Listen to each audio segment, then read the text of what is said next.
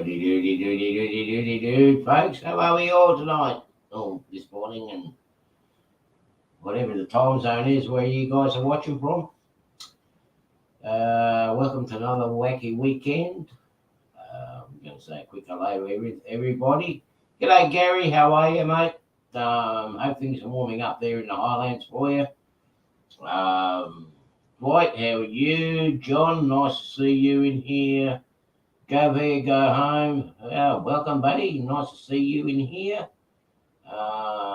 Martine, nice to see you in here as well. And of course, it's me, Artie Party.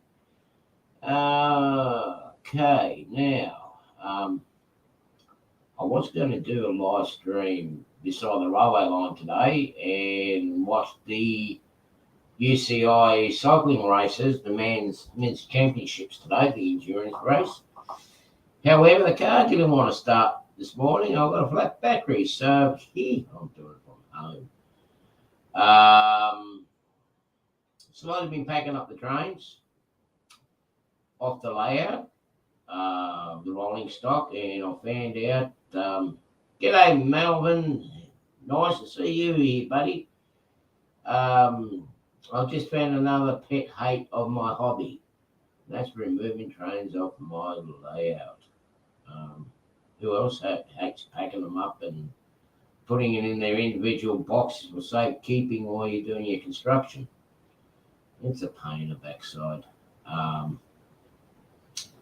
So yeah, that's what I've been doing apart from going to doctor's interviews and medical and everything else. I'm still having problems with my hand. Going for an injection on Thursday this week, my time. Let's see if that works. If it doesn't, then it's going to be another operation. But I'll still pot along. It would take a lot to stop me from doing things. So yeah. What have I got for my show today? Well, we'll just talk about whatever comes up to our fancy. Or I don't know where my sidekick is, and hi there. Nothing's going on. Hi there. Oh yeah, I think it's one of those weekends where it's just a pain in the backside, and it all started on Friday night. And I tell you what, actually, if Friday night ended up being all right at the end of the night, because I ended up having a free dinner. I went out with some friends and g'day Richard, how are you? We went out to dinner on Friday night for a few hours just to catch up, and I was glued to the phone, so we ordered dinner. I had dinner, I had a couple of words, and they got back in their phones, and I thought, wonder if I can disappear and not pay the bill and just go home. And I started talking to them. They go, yeah. And they got back in the phone. So I thought, oh, stop you. So I just packed up. I just got up and walked out, got in my car. And 2 hours later, they sent me a text message. Where are you? And I said, I'm at home. Well, you didn't say goodbye. And I go, yes, I did. You guys are too glued to the phone. Sorry, I might as well just get myself glued to the TV. So I probably won't get invited to dinner again by then, but I got a free dinner out of them. And I went to do something yesterday. The car didn't want to start because of the flat battery, and went over this morning again and tried to kick it over. Jump started, took a drive around the block, and that was early this morning. Think I'll get it charged up and enough to start up so I can go to the Unadera. Not far from where that rent-a-cop was trying to boot me out, because that's where they are racing today. And the battery's not holding its charge. The alternator's working. Well, you guys call it generators over there. The alternator's working. No, we call alternators. Yeah. No, alternator and generator are two different things on a car. Yeah. Oh, the alternator's working fine. It's producing power, They probably have a bad solenoid. It's the alternator's still brand new.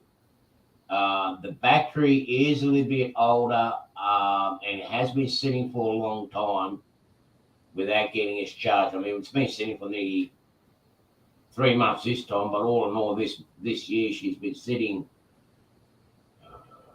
7-8 months, and that doesn't do the batteries any good. So I think the battery's kaput. So I just got to wait to get rob the bank account on Monday afternoon and go and buy a new one.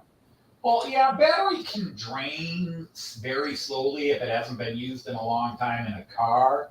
But once you start it and run it for a bit, it should charge up. So if you did that, ran it, and then you came back later and did it, then there's something wrong in the generating system, whether it's solenoid or the battery was just bad. Well, if that's the go, I'll just rip the alternator out and take it back to the guy that I got it from, because it's still under warranty too. So, hello, Joe. How are you? Yeah, so since I couldn't go out last night and stuck at home, we had the football finals, wasn't much on TV. I decided I was going to do something constructive. I would have watched the football finals. Yeah, we had the AFL and we got the rugby league grand finals today. Oh, okay. So let's hope we get some good movies on after this. But then we got the cricket season starting. The bloody Ponds are invading Australia again. Oh, we've got our cricket season in full tilt. I mean, you can't ride down the sidewalk or the street without seeing crickets everywhere. So we already got cricket season going here. Oh, you mean the sport, right? Yeah, the sport cricket. Yeah, the sport cricket. Right. Yeah. We guys bring over baseball bats with semi trucks and try to hit a ball. Yeah, well, some of us try to do that too, or even try to do it with the golf balls. The ones that don't go chasing after the golf ball, they just put them on one spot and hit and see where it ends up. And it's a wonder how good the golf ball bounces off a cricket bat. It goes for miles. Oh yeah. And if it hits someone's window, you just drop your cricket bat. Yeah, so what I end up doing. My favorite uses of cricket bats were like in movies like Clockwork Orange or TV shows like The Young Ones. That's the best use of a cricket bat. Oh yeah. In my high school up the road here, we used to we had one we called physical ed. Yeah, physical ed or sports. I don't know what season it is here, John. I don't know whether it's winter, spring, autumn, or summer. Today's a summer's day outside. But last night we had such a big chill coming down off the mountain. Oh, yeah, give me a sec, Richard, just give me a sec. We had the cold breeze coming up off the mountain. You know what it's like? I know you guys can understand what I'm talking about. You know when it snows up the mountain and you get that cold breeze coming down. When it snows summer, you get that cold breeze off the snow. That's what it was like last night. And I was and this back room here got very, very cold last night. And I believe that would have been all Gary's fault. It could have been snowing up that way somewhere. So, well, we had the year wrapped up in one 24-hour period. Tuesday or Wednesday, whatever the last day of summer was, it hit 90 degrees here Fahrenheit. Yeah. And the first day of fall, the very next day, the high was 60. And then that night, it went down to 39. Yeah. So we had a 51-degree temperature drop in about 24 hours. Well, the same thing. The same thing happened down the upstate in South Carolina. Right. Same thing happened there. Fall was like, "It's fall, bitches! I'm here." As I said, we don't know what it is, what season it is here.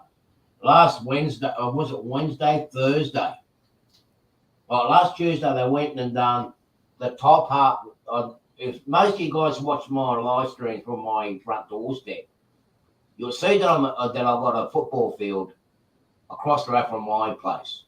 Mhm. They end up mowing some of the grounds up by the high school end and left our side out in front of my doorstep. And I'm thinking, you've done one half, you better come over here because we've got another deluge coming Wednesday, Thursday.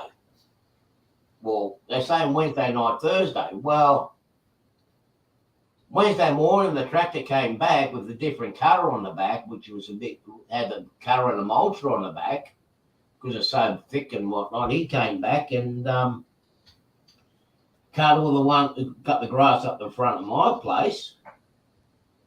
And all of a sudden, here we are. We've got Thursday, it rained, and now just got to get the girls back now to play football because we can have mud wrestling, with them.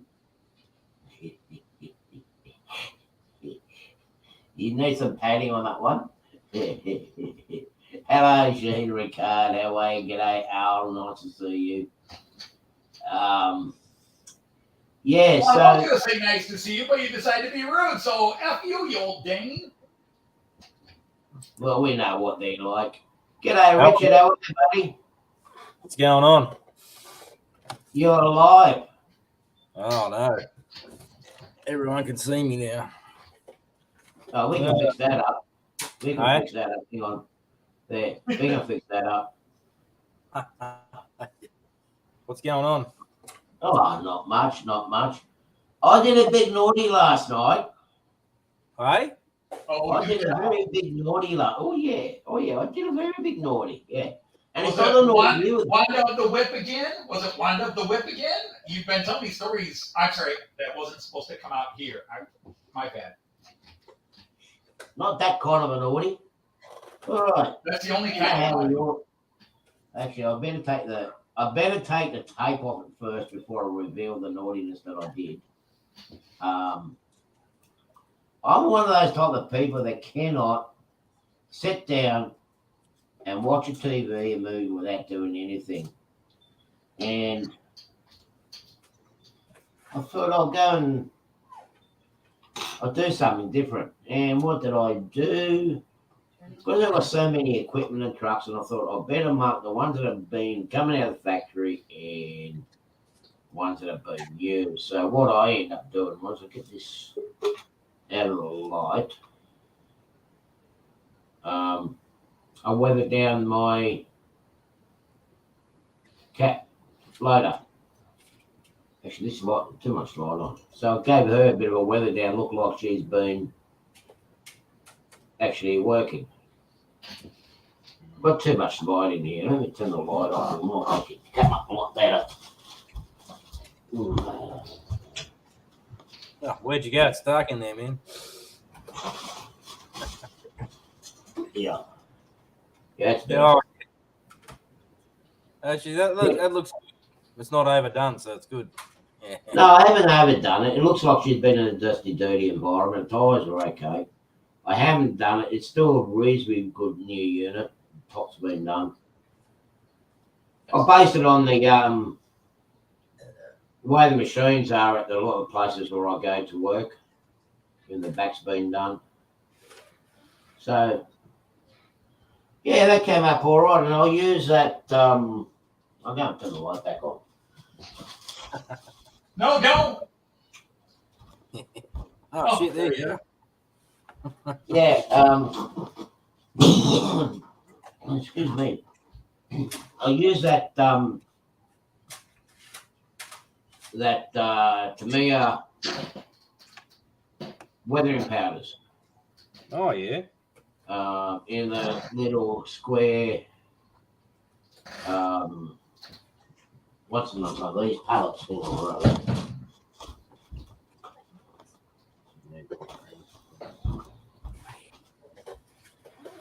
Mm-hmm. Yeah, I use these. Oh, okay. These are the ones that I use. I use them on most of my weathering. Yep. And we're like what I've done a dull coat over the bottom of it, and used a powder and then just sealed it last night with another dull coat. And look, go there when forgot your name again. You're never alone. Hello, the mum and son. Nice to see you in here. Welcome aboard. We do talk trains and we talk all sorts of other crap on here too. That's why we call it wacky. That's what we call it a wacky weekend. I'm sorry.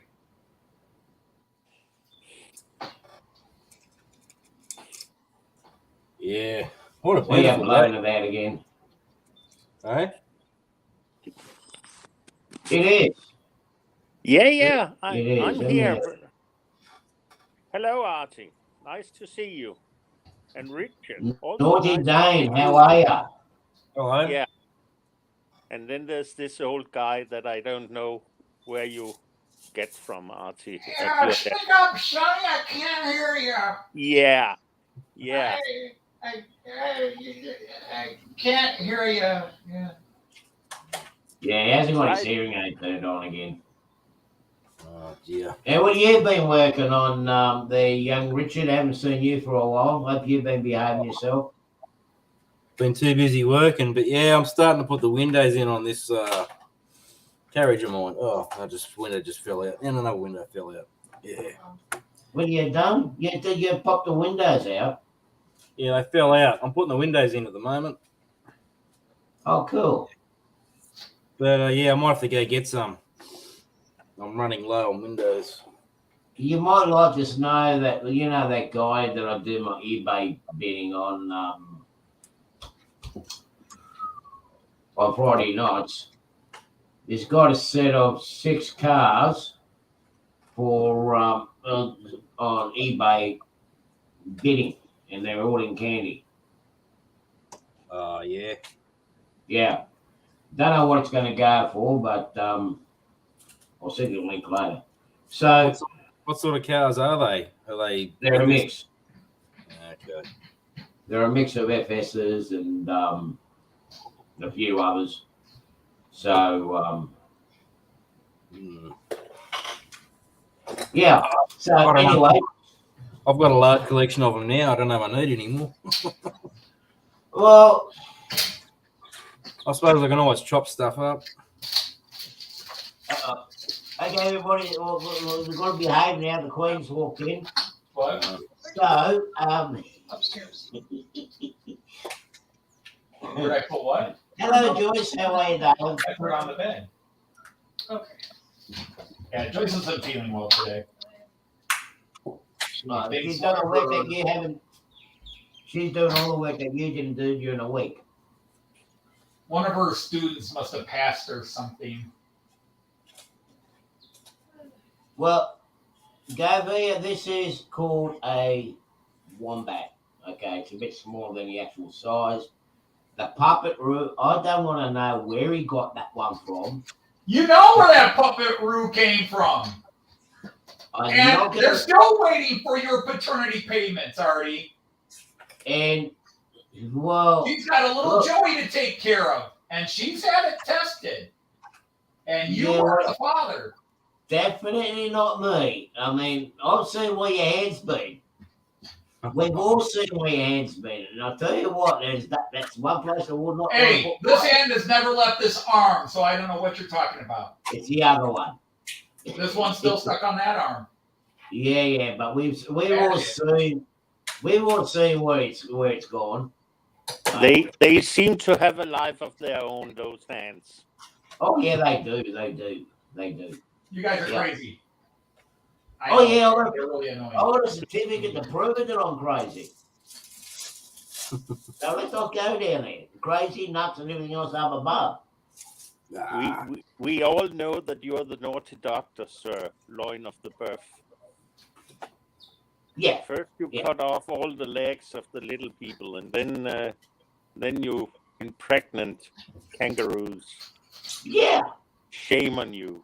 Shame. Yeah. Yeah, well, come here, you crazy Dane. And then you're trying to pass the blame on someone else. We'll give you the prizer treatment. Oh. Is that a threat or is that a promise? Ooh. You know, Jean Ricard is half Danish and half French. That means he likes to invade and then surrender. Bloody hell. Okay. I got a laugh from the back room. All right. It's that. Look, there's no silly questions here unless somebody else over here asks it. Okay. A wallaby is a micro kangaroo. It's basically a dwarf kangaroo. Yeah, it's a dwarf kangaroo. The wallaby is the most common Wallabies only a little. kangaroos we have around on the rock shelves and whatnot, like on the east coast here. They're half the size of your normal kangaroo. They probably come up, as I'm sitting down in a chair, they probably come up to about this tall. They're a lot more shy. They are a lot more shy than the actual kangaroos itself. As soon as they see humans and whatnot, they scarper. They're gone. The kangaroos, they usually just hang around, have a look, and go, "Yeah, okay, you're a human. Where you going? Yeah, it's walking past. Yeah, I'll just stay here." But the wallaby, as soon as they spot you, they're gone. And they're a darker coloured skin too. This is a wombat. Well, I know it's a smaller version of it, and forget about the tag. It looks like a stuffed toy to me. But it is a stuffed toy. They grow up to be about the size of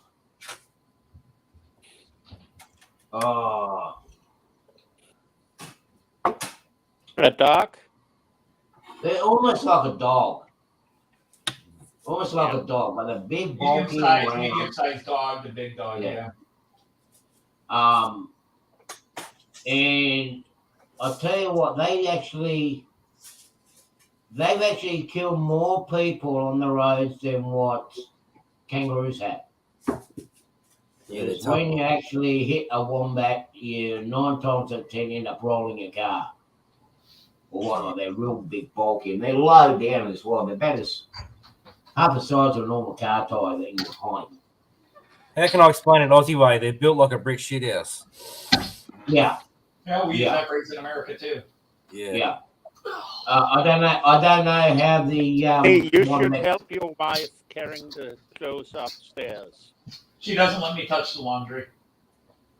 Don't blame her. I wouldn't let you touch my laundry either. But maybe you could carry the clothes basket up. She doesn't let me touch the laundry. The clothes basket is not laundry. It's filled with laundry. Oh. No, we get technical. Very helpful. Hey, she's got to earn her keep around here. Martin, I don't eat wombats. I've eaten kangaroo. Kangaroo is not bad. It's like lean meat.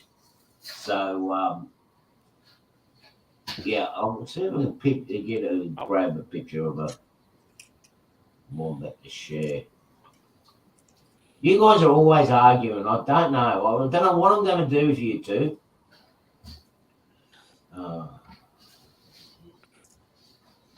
You're right. I want a divorce.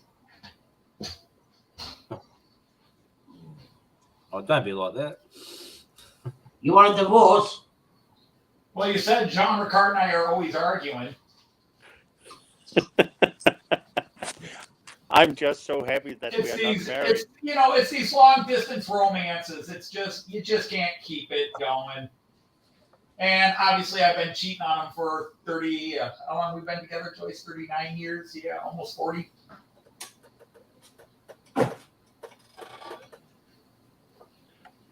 Okay, just bear with me for a minute. There you go. That's what a wombat looks like. They look cute and cuddly, but they actually can be quite vicious. The claws are really, really sharp.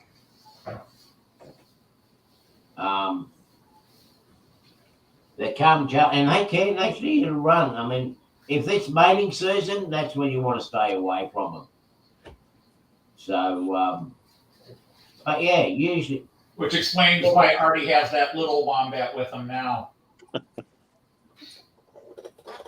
Yeah, well. See, Archie, now he's naughty at you. I know, but this is why I got this reputation. It's all because of him. Yeah.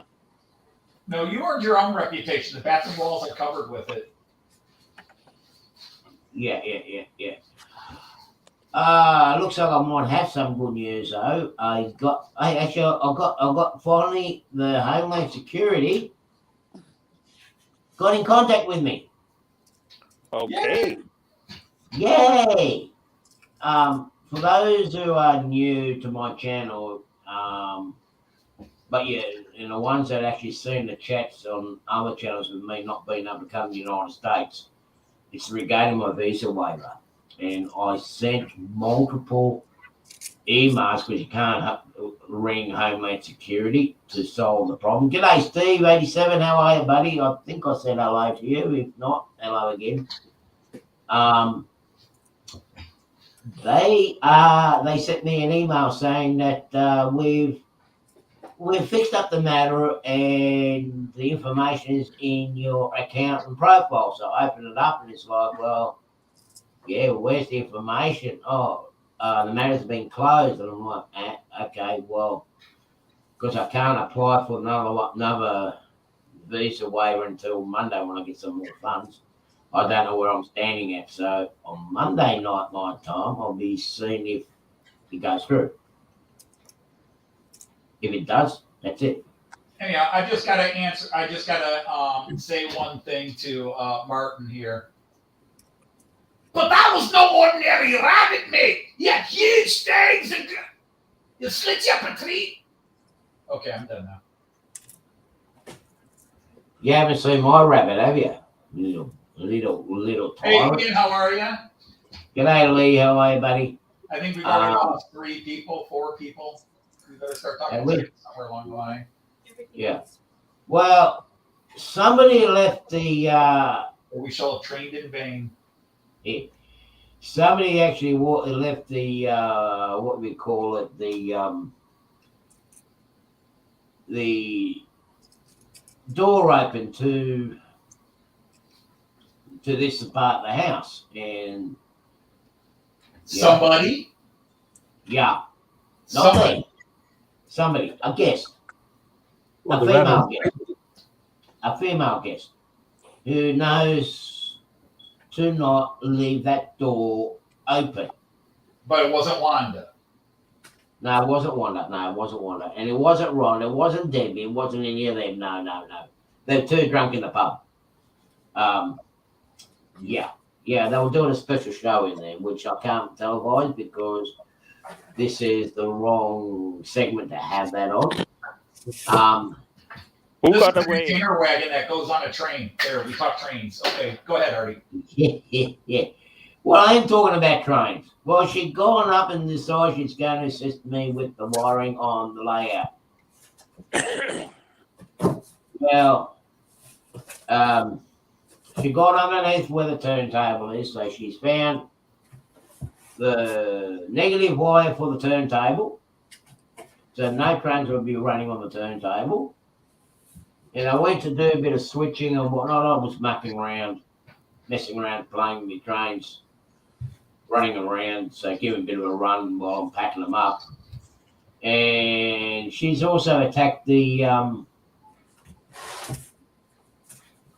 program track that I've got here next to me. She's got the wire to this, so there's no trains here at the moment. And a piece of resistance, what she's done is she's the wire. She pulled out the tortoise point motor rack for my 3-way switch. Oh. So she's That sounds very work to do on it. Hey? That sounds very frustrating. Getting all that stuff ripped out. wire that she's nicked was easy to fix. I fixed up the turntable, but Yeah. to put that torus motor back in where she came from is a pain in the rear end. Oh yeah, I could imagine. So I got to work out a way to put that back in there and get it going. So yeah, I missed my other talking about animals. I missed the other rabbit. At least she knew. Oh, why? I'm not touching that one. Yeah, only because she got skinged. Yeah, so I've got a bit more trains to pack away. So hopefully after my injection, I'll be able to start expanding. There's a couple of other matters I need to sort out too before I start it.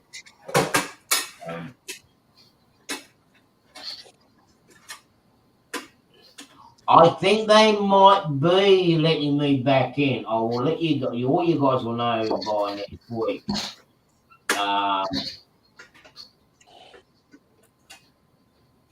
So I'm hoping it's been resolved because I sent them enough information or whatnot over, and I'm hoping it's resolved without me having to go up to the embassy up in Sydney. Because at least this way, something happens to one of my family members or me surrogate family members over the US, at least I can jump on the plane and go without having any jokes, with no joke aside. If something happens to one of my close members, my friends and family members or whatnot over there, they're close to that, I consider family, I can jump on the plane and go. So I'm really hoping that they're seeing where the problem is. Yeah, nothing worse than that. Especially when you can go anywhere in the world and you've got that one country you can't get to. It's like I'm not going to lose any sleep over it. I'll go somewhere else. It just tells me I can go other places, explore other places as well. It's like I had an incident down here in the steelworks, which wasn't my fault. They said, "Oh well, you can't come in here," and I think that was going to undo my do my business and then go, well, I don't have to rely on you. I can go somewhere else. I don't have to rely on you. Just because you're the biggest employer in this area doesn't mean I can't get work elsewhere. So I worked somewhere else until they we resolved the matter and I was able to go back in the steel mill. Trains. What's going on with trains in our area? They're all up to shit still. Yeah. They're running when they feel like it, so trying to get live videos of trains around here is almost impossible at the moment. We do have extra passenger trains, but all our passenger trains are pretty much look alike, and they do get boring. Not like the old. Go on there, Richard. Sorry. I said not like the old days. No, we used to have a lot of. Yeah, well, those carriages are fun. I had a lot of fun in those carriages, especially the ones that had dog. I mean, you guys call them compartments. We used to call them dog boxes. We had individual compartments in the carriage, and yeah, I used to turn the lights off. I knew where the main light board was in the middle of my carriage, turn them up, and just been a bit. Yeah, especially at Halloween time, we used to freak the girls out when we used to go in the long tunnels. It's like a pat on the back and just disappear. They come out. Oh, something touched me! Oh yeah. Oh well, that's it. Yeah.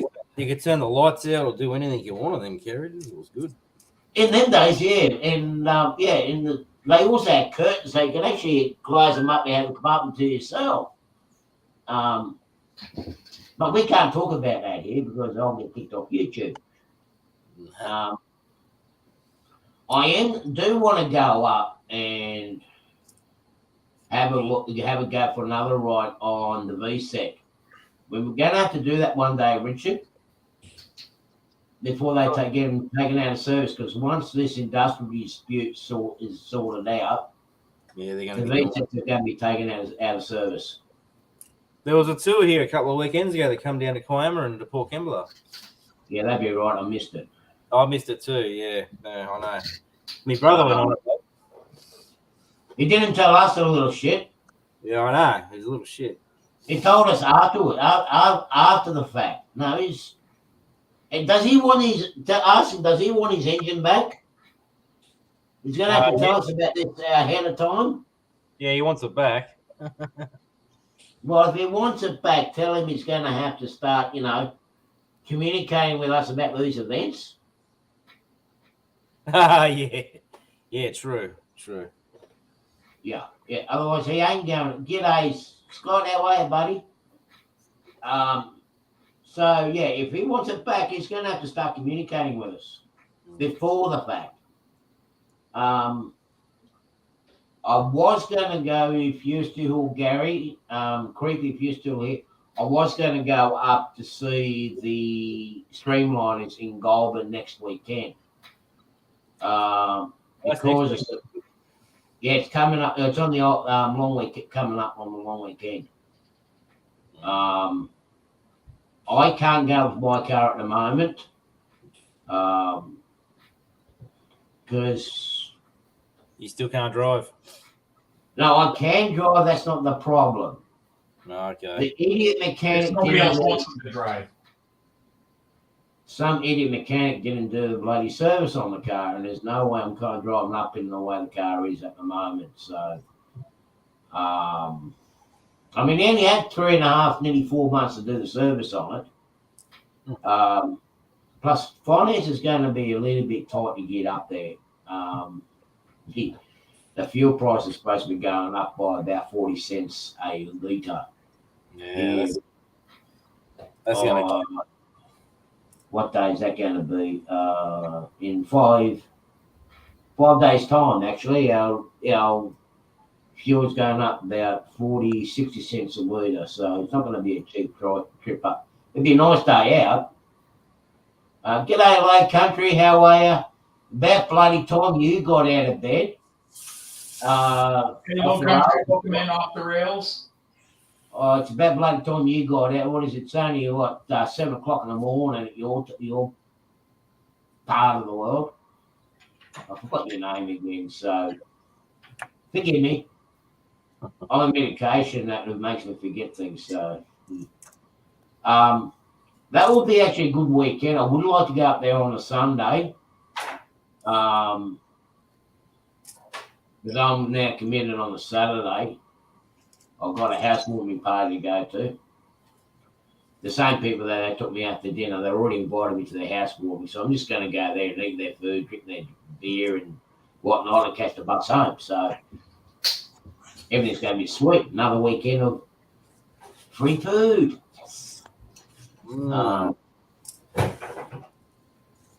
Yeah.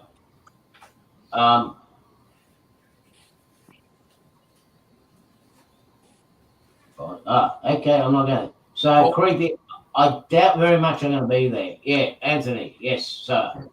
No, I was just going to say, since you were talking about getting your travel visa sorted, at least it looks like it's starting to sort out.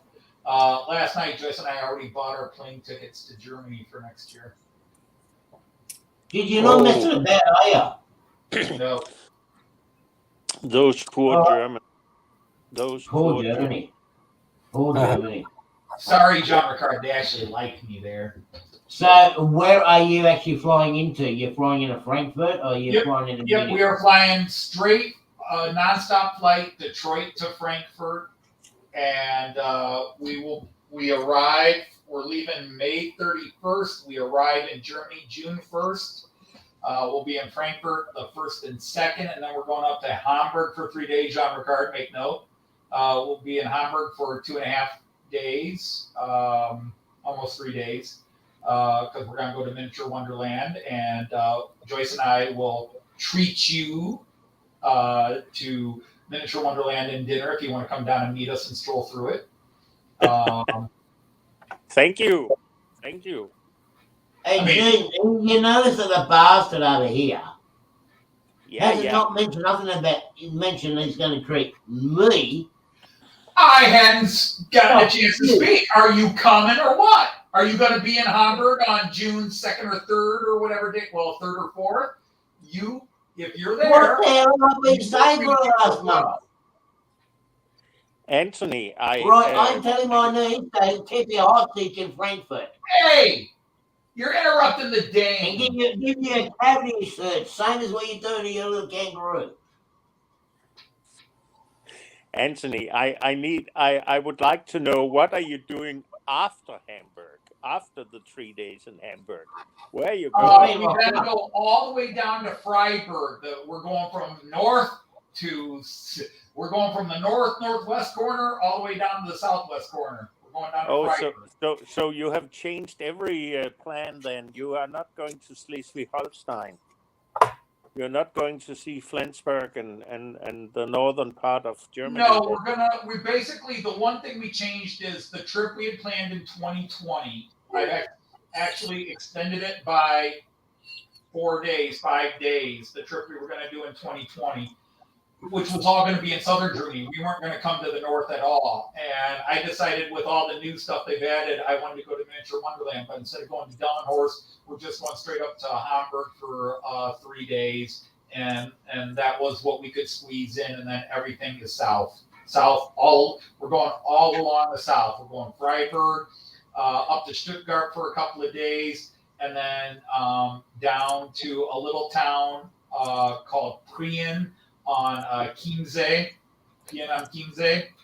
And while we're down there, we're going to Berchtesgaden just to get the alpine view. I don't do. You are really searching out the whole Bavaria and all the old sites for the party members then. No, that is the one thing. It's so tough because Berchtesgaden is the one part of Bavaria we haven't been to. And, whenever you mention it, everybody immediately thinks him. I plan on seeing no World War. When I go to Germany, I don't look for World War II sites. I've gone to the memorials for the victims, and but I don't go to the battlefields. When I've been in Berlin, I do know exactly where the bunker is because I had an old tour guide I met, old German guy, showed me exactly where it is. And if you line up the maps, yep. And there is it looks like an abandoned warehouse with a little water tower thing, almost a silo behind it, and there's a locked door on the silo, and that's the only access to it. You have to have government permission to unlock that and go through, and there's only 3 people who have keys to it. But so I do know where it is, but even when my students ask, I'll tell them you can look on Google Maps, it was over there somewhere. Actually, the American Embassy is now not too far from it. So we're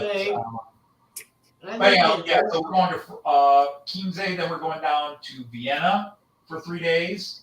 And then from Vienna, we're going up to Bamberg for 4 days and then back to Frankfurt and leave. 5 days in Bamberg. What do you mean I'm going to keep bumping into you? What's that? You mean after Munich, I'm going to still keep bumping into you? Well, that's just it. I doubt we'll be in Munich. We'll hit Munich on the way to Chiemsee. I mean Hamburg, sorry. Yeah, after Hamburg, we're gonna keep bumping into each other. I don't know. It depends on where you're going, unless you're following us, tagging along. No, I think you're going to be following me. I seriously doubt it, but hey, whatever works for you. I can see us crossing paths. I can actually see us crossing paths. Oh, I can too, because you'd be tagging us. Oh, I'm not tagging you. After Hamburg, I'm going to do my own thing. I'm not hanging around with you guys. I see what you get up to. I've heard what you get. Oh, no, you haven't. Sorry, kids. PG-16. Let me change it to adults only. Steve, I can go there out of the country, and yes, I can go to Germany. I can go through the EU. That's no problems. I just got to find the EU passport. But yeah, I'm right. I'm right to go. I was just thinking when you came to Hamburg that you were so close to the Danish border that you would probably like to just tick it off that you have been to Denmark, even if it was just across the border. We've left a day to do that. Because we talked about either going up to Kiel or Flensburg or, just even getting across the Danish border. Hey, Anthony, Flensburg actually has city buses that ends in Denmark.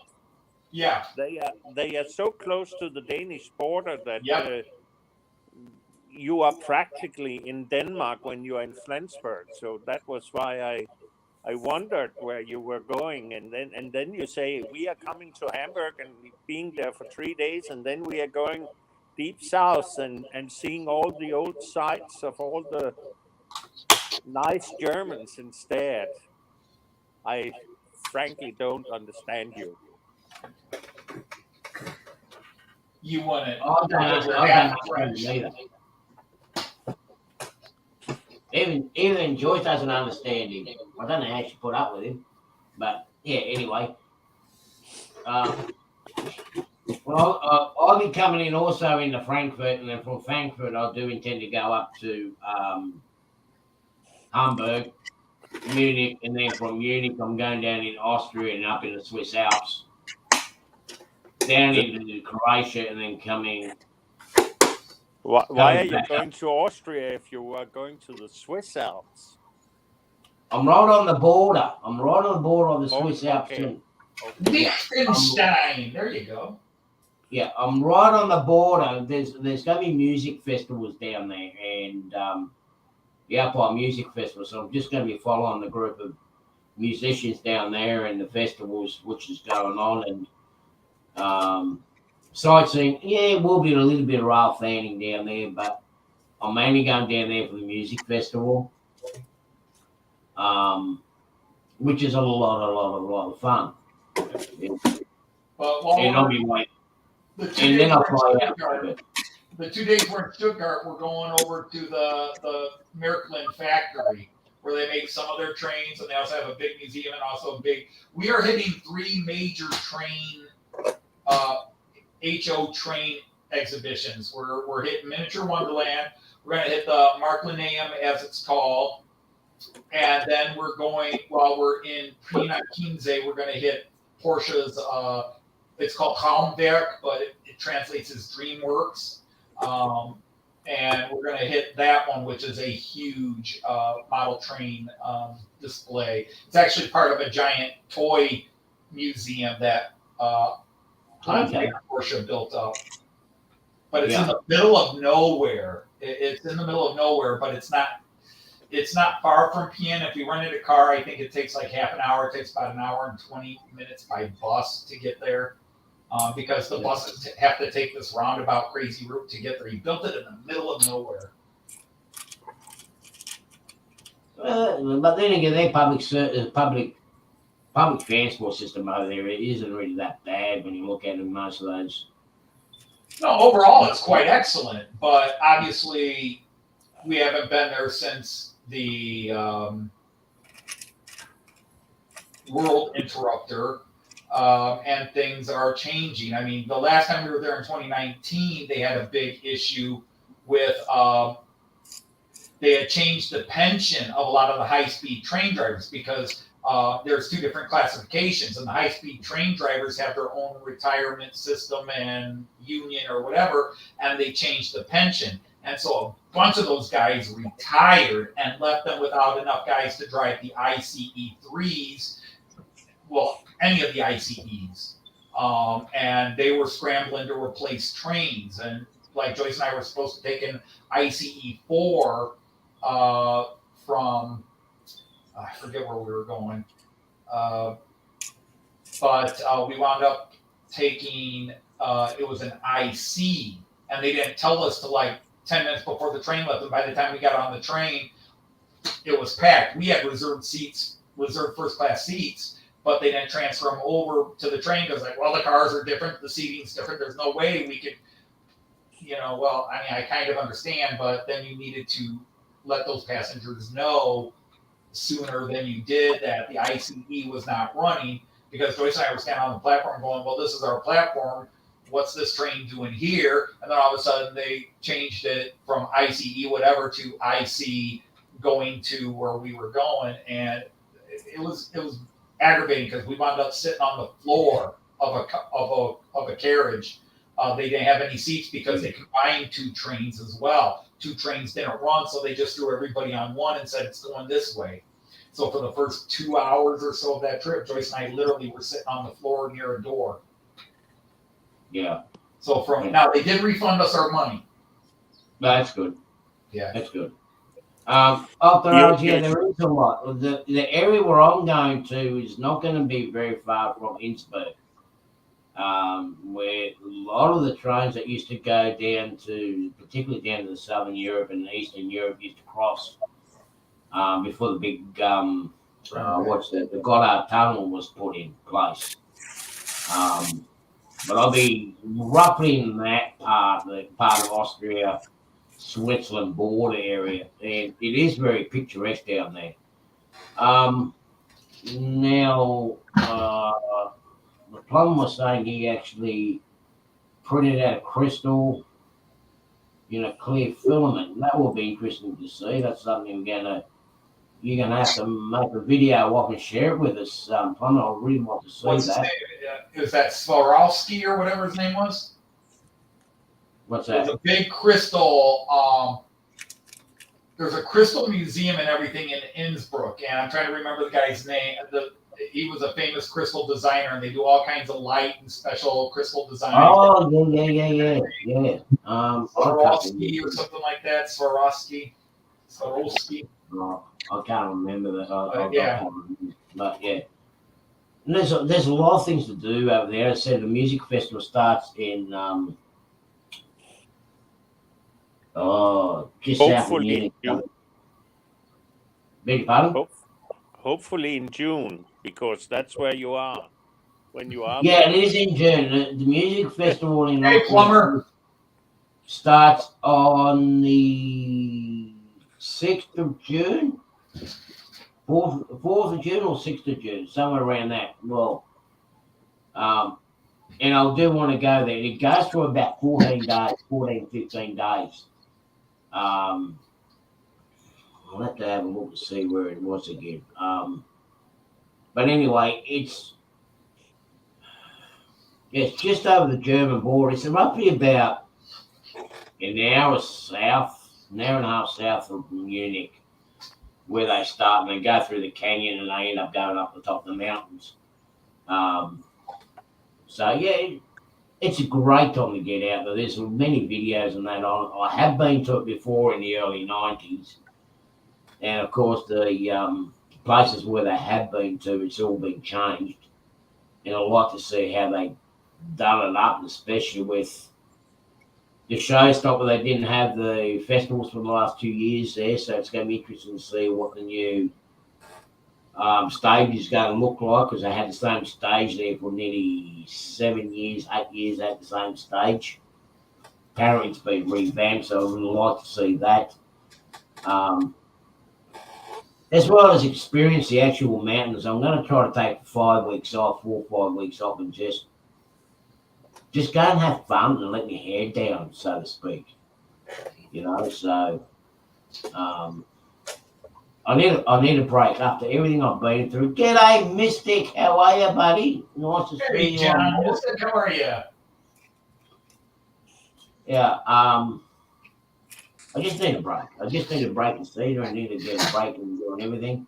So, on a serious note, you and I will still talk about the trip, Anthony, and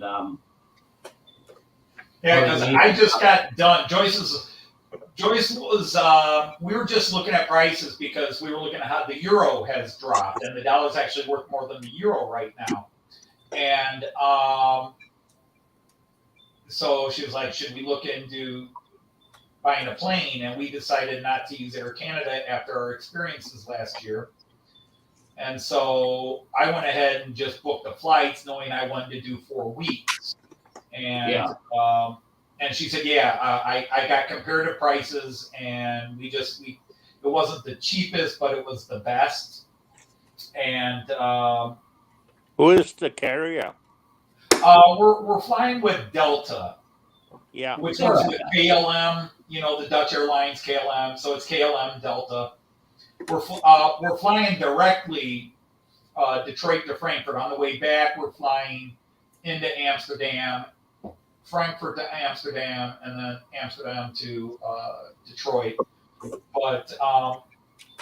But we've already set. So I sat down this afternoon because Joyce wasn't feeling well, and I was working on the computer upstairs. And she just came up and kind of laid in bed and started talking while I was doing this. So I went ahead and set all the dates. Like, okay, here's the days we're here. Here's the days we're here. So we've got that all set. Now I'll just wait a couple of months and start booking places to stay. You know, and then I'll start booking trains in January. John Mystic, I can start drinking beer in another hour here. Well, actually, no, we can technically start drinking now. The pubs are open. So how long you got a layover in Amsterdam, Anthony? On the way back, it's an hour and 20 minutes. Oh, that sucks. It's a run through the airport. I've done tighter, but it is a run through the airport. That's way too tight, especially on international. That's way too tight. What I do is That would be a 48 hours stay over in Amsterdam then. Well, that would be more fun. But we've already had the 36-hour layover in Toronto, and that was not fun. Well, what I end up doing is like when I travel, particularly in the United States, I try to have at least a good 4 days break in LA when I land. One, I'll go down and see a few people. I'll go over into downtown. And it gives me that full day just to, one, recuperate from that long 14, 15-hour flight across the Pacific. Yeah. And then I can deal with some business, like particularly one that I would like to need to do is, particularly this next trip, is get a phone number that matches to where I normally stay at. And the guy that I go to see in LA, he gives me a good. It sorts the phone issue out for me over there anyway, so I don't have any problems. Okay. Then I go around and see a few people that I know and give them give a quick hello and whatnot, and get the evening flight out. Now, on the way home, I'll pretty much do the same thing. I'll get there in the morning, or just before lunchtime. But because my flights don't leave till about 10:30, 11 o'clock at night. Okay. I'll go around and have some dinner. I'll go and explore and whatnot. I'll go around and have some new stuff, have a look at some places where I haven't been. Remembering that it takes me how long to get back to the airport into LAX. San Francisco was a fantastic one the last trip, because the last time I went with United, I had a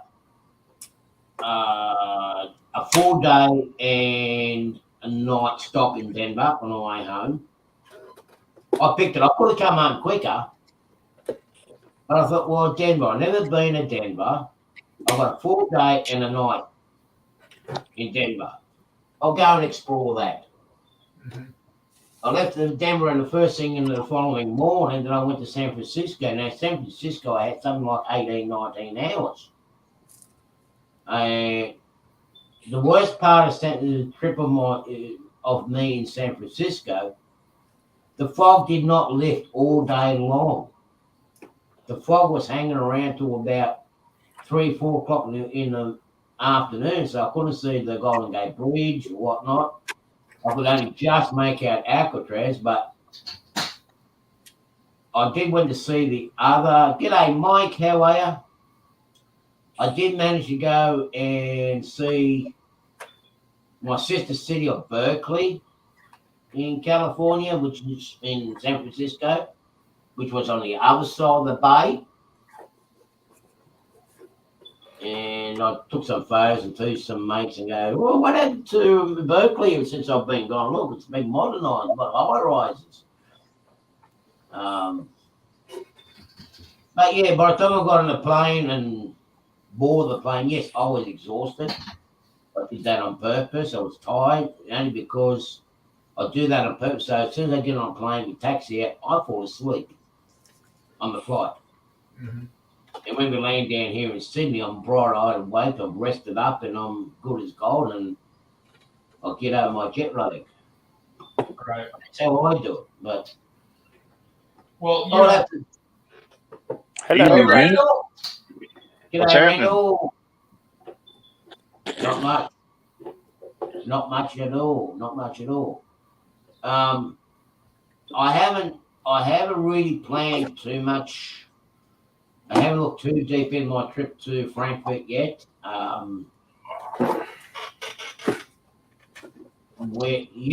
Gary's just up the road from me, about 2 hours from me, John, Mystic. Just up the road.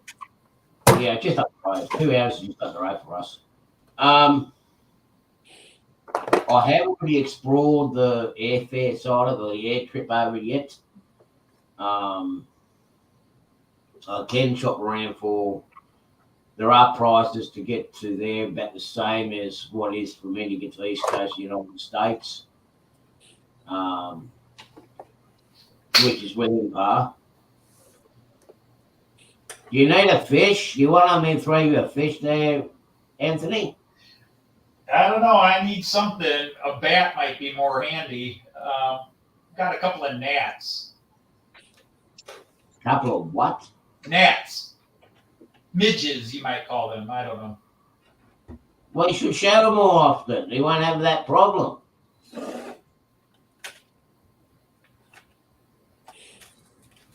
Sorry.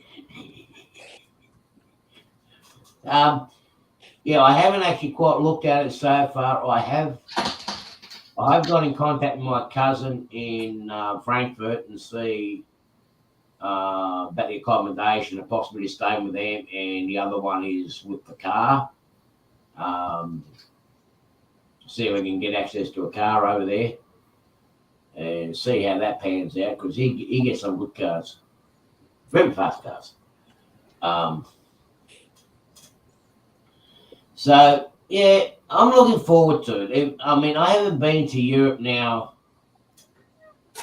I worked it out a few weeks back. I haven't been back to Europe since about '94. Don't worry, Archie. I haven't been to the States since 1985, Oh, jeez. and I have never been to Australia, and I'm a happy man still. Well, you see, And we're happy too. So what does that mean? I haven't been there at all.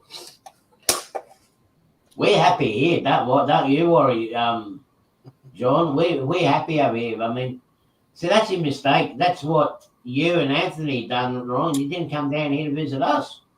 It's actually quite nice down here. I mean, even Richard will agree to me. This area here. I know that Australians are very pleasant people. We have a crown princess from Australia, so we know Australians to be pleasant people. You know, the best comes from down here. The best comes from down here. Isn't that right, Richard? Yeah, mate, definitely. Yeah. I mean, look, Hawaii was looking for the best sand in the world. Where do they get it from? Our area, where me and Richard live. They have to come and get It our did sand. actually come from here, yeah. Exactly. So There's only one problem, and that is the names of the places down there.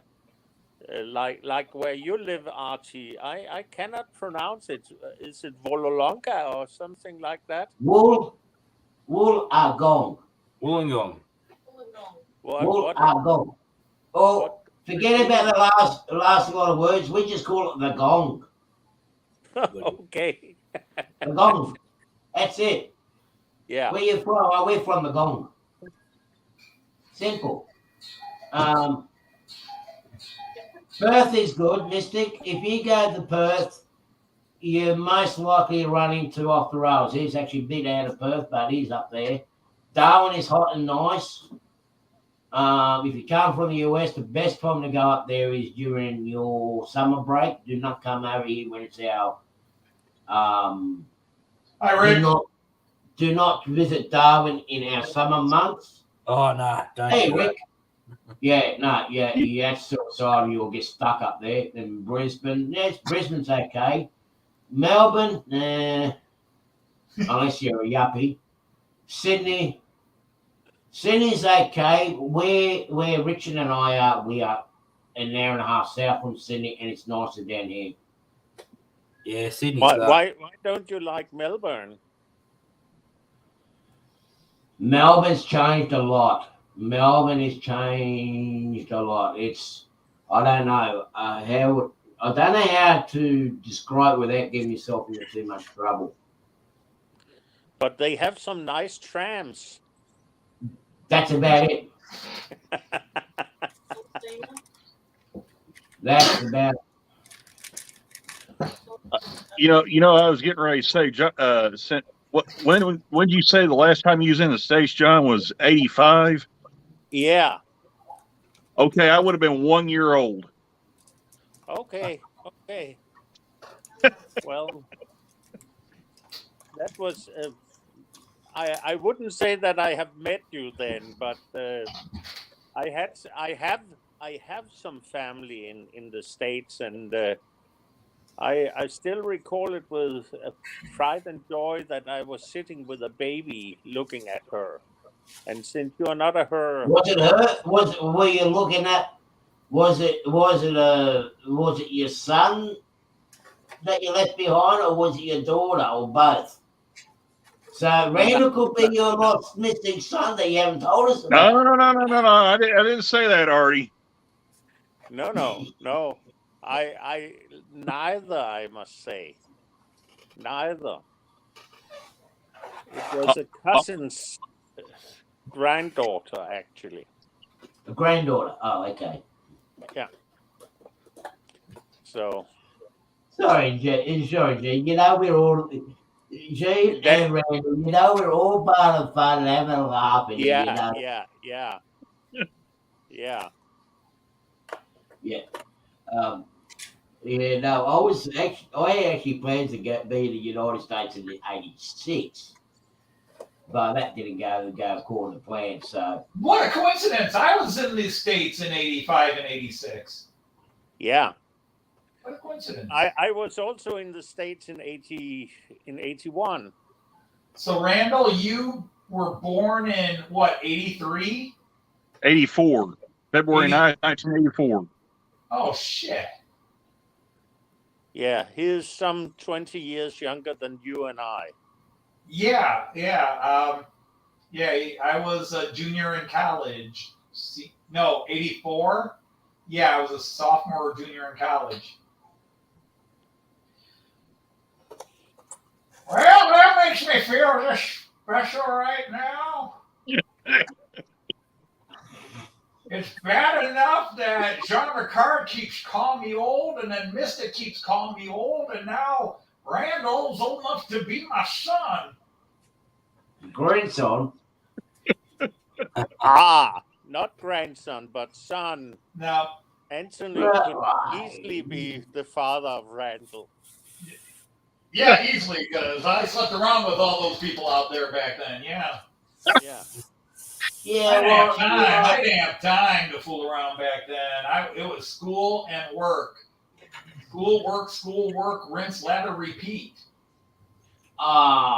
If you hadn't been so shy, Anthony, you would probably be his father. Yeah, well, there was that too. That's what I'm saying. It might be you might be the father then. Well, You know what my dad was. You know what my dad was doing in his 20s.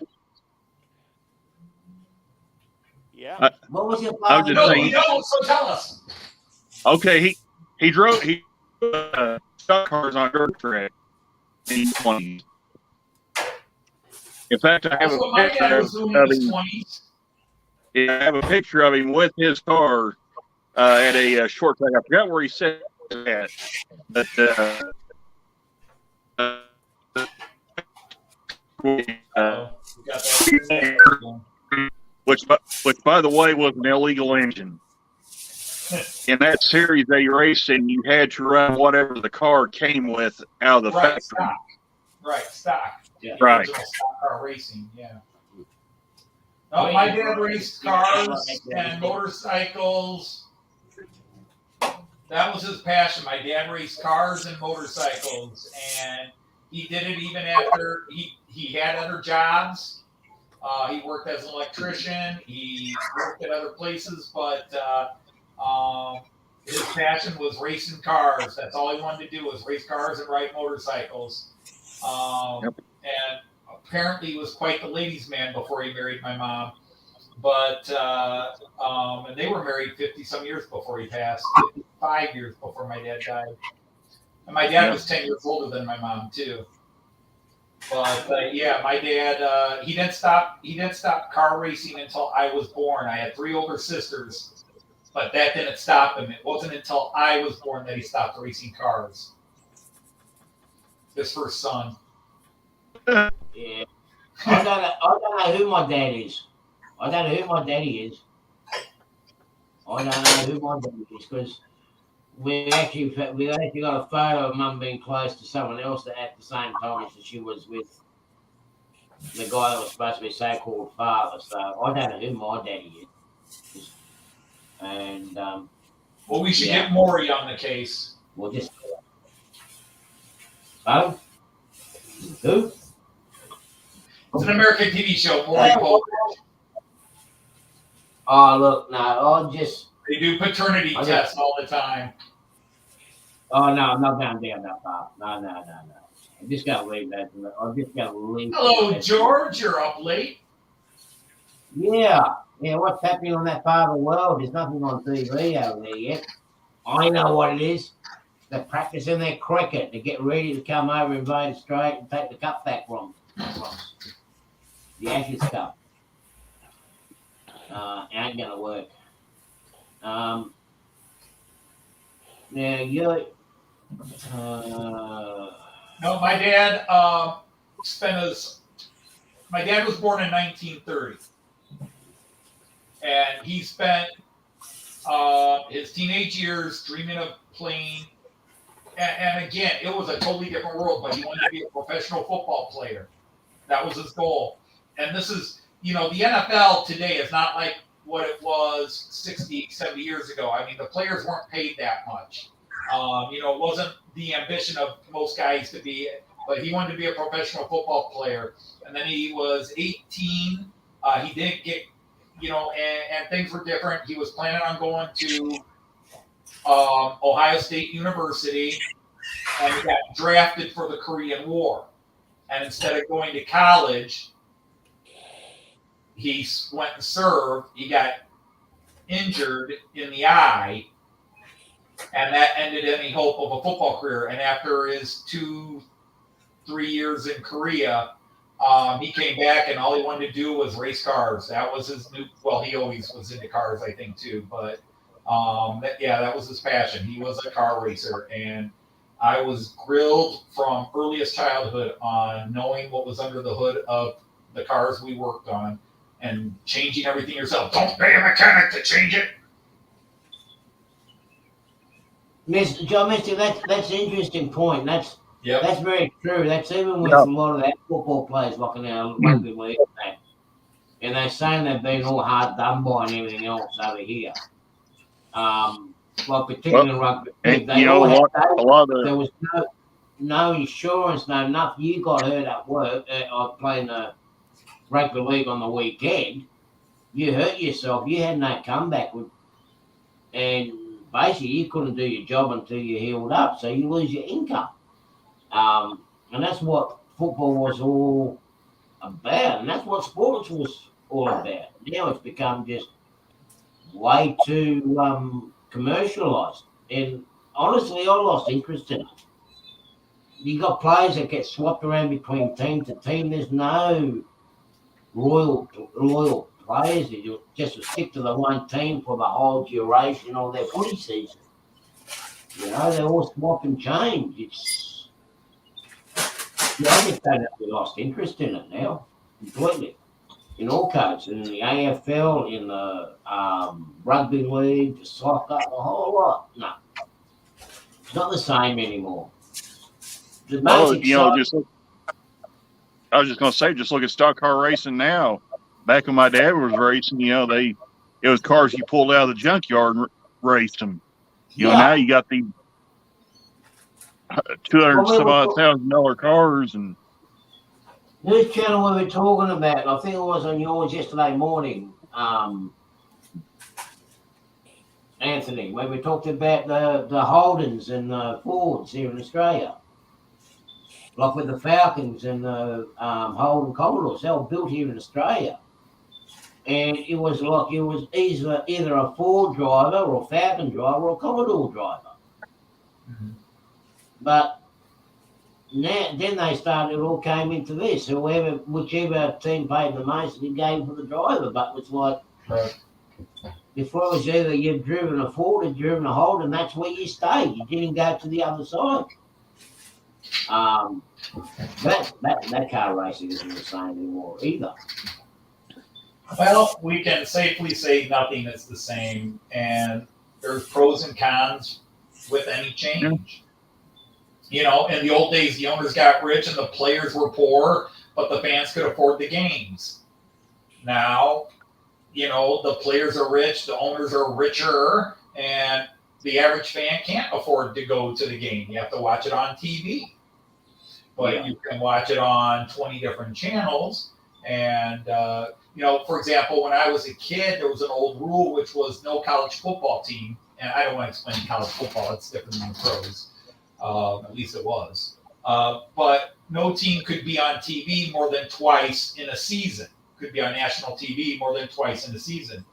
Now you can see every game from home on TV, live streaming, and we can talk about all the curses of social media or all that. But at the same time, it allows us to do this where we have somebody from Denmark, two guys from Australia, and two guys from the United States, different parts of the United States, different parts of Australia, and we're all sitting here talking like we're at a pub, except we don't have beers and we can't punch each other in the arms.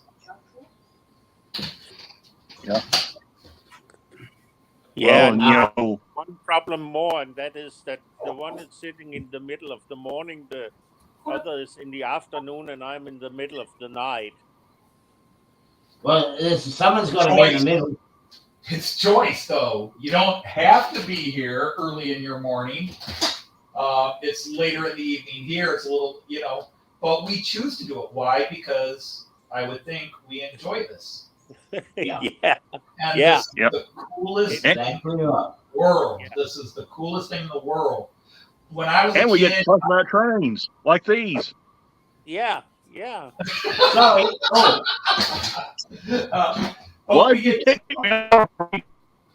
How dare you bring the topic onto this show, damn it! Is that what this show is about? Artie, I'm only here because you kept saying it was about babies and bikinis, and I keep waiting. Here's that version.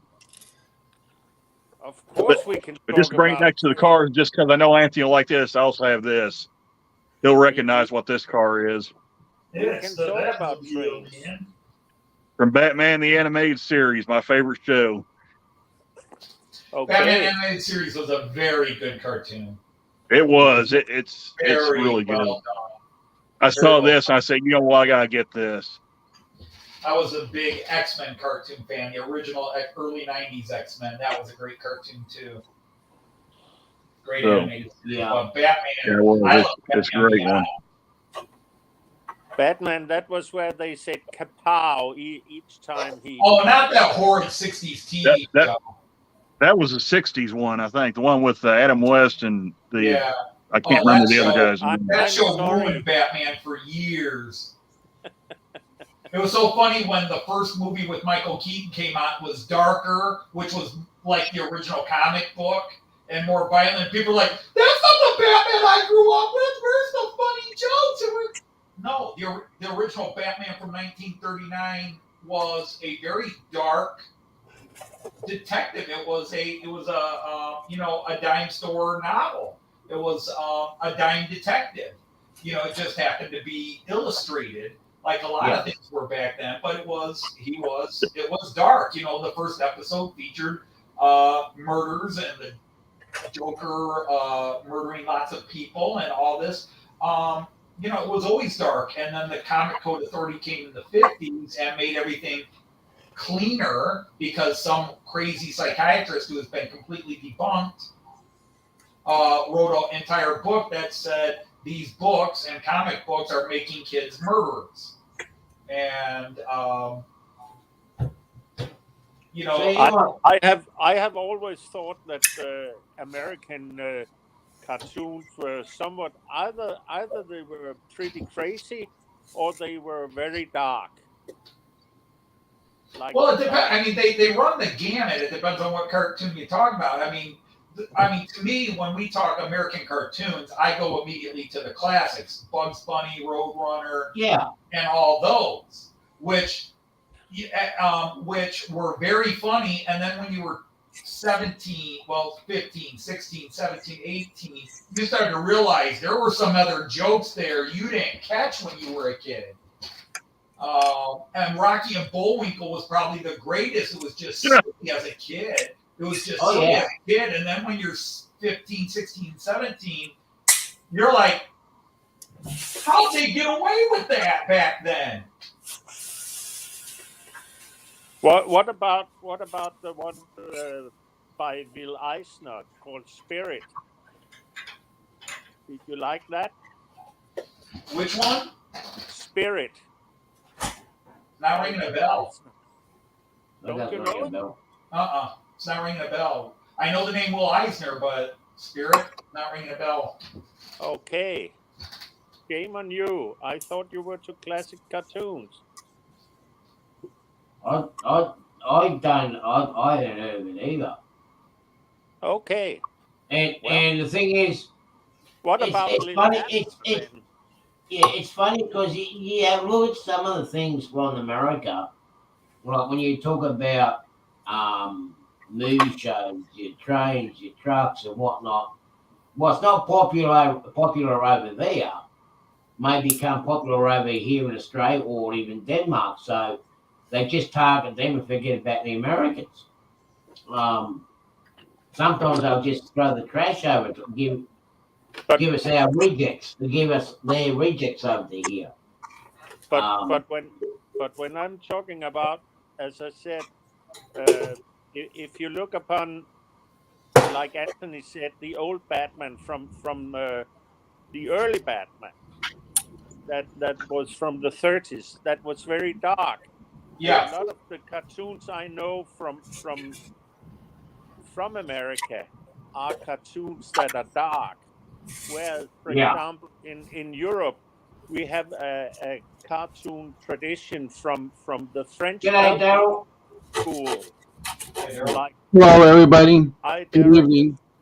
Hello, chat. Where they have, like, I don't know if any of you know Lucky Luke. Yeah, Lucky Luke. Yeah, I know Lucky Luke. As an example, that's a funny cartoon that does the funny side of society, whereas a lot of them, like Batman, is a very dark cartoon. Also, a lot of the Marvel cartoons, X-Men and so on, they have a more darker side to it. They show more violence, more society, a diverse society. Right. Yeah, I would agree with that. Although, speaking of cartoons in Australia, there's one that I don't know if Artie would know. Richard, I don't know your situation with family and that, but there's an Australian cartoon that is a godsend in our house. It's a children's cartoon called Bluey. Yeah. Oh, yeah. Oh, my God. Bluey, my grandson loves Bluey, and to be honest, I think it's amazing. It's an Australian educational children's cartoon, and it is absolutely brilliant. I love it. And there's actually a couple that really, you know, it where the kids don't get the deeper message. You know, my grandson's only 21 months old, so he doesn't really understand anything that's going on, but they're so cute and entertaining. But oh my God, they actually have some that are very emotionally powerful, and I find those it's a brilliant cartoon series coming from Australia. G'day, Jeff. How are you, buddy? Nice to see you here. Yeah, I'm getting out. I missed that cartoon series, that Bluey cartoon series. It must have been. Well, it's a newer one, and unless you're around kids, you probably wouldn't catch it. Well, that's probably about the time I was busting my boiler and working like a dog, you know, and because I started working at the age of 14 and a half, well, you can say 14 and a half, 15. I started working. All right. Well, this cartoon is new. It's new. It's just finished season 2, and season 3 will be coming soon. So it's only started with, at least in the United States, for the last 2 years. So I'd assume it's only about 3-4 years old in Australia at most. But to see, when I was 15 and that, and even a lot of times now, I've been working on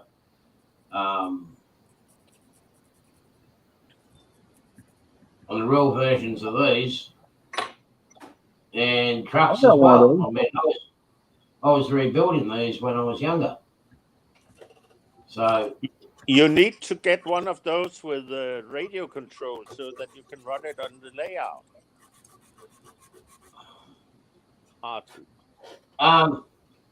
Jean, you can you're living next to that guy. You're not that far from the guy in the red suit, and the white beard. You can tell him that Christmas is coming, and then he can put one of them in the order for drop off here in December. Okay. Thanks, Dr. Oz. Yeah, he came up all right. There was a couple of movies last night, and I just had to do something. I cannot sit down.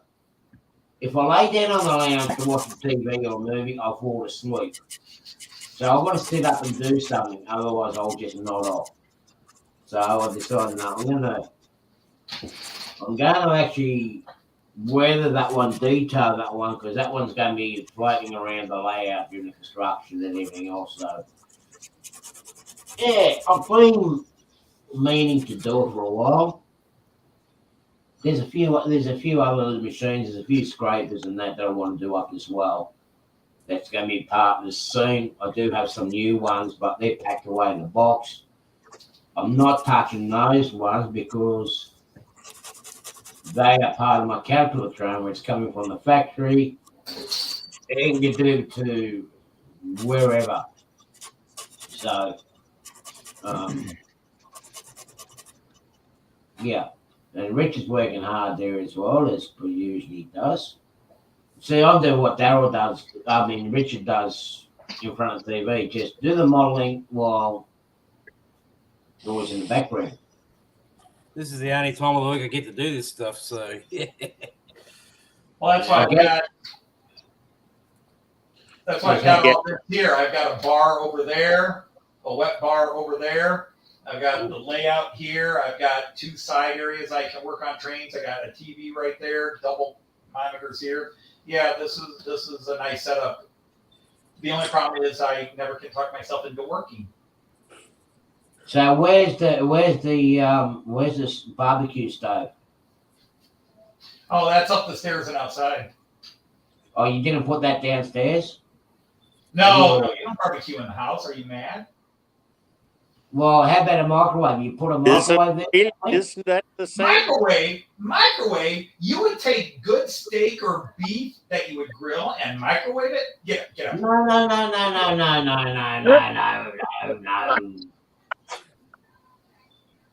No. You put the hot dogs in there.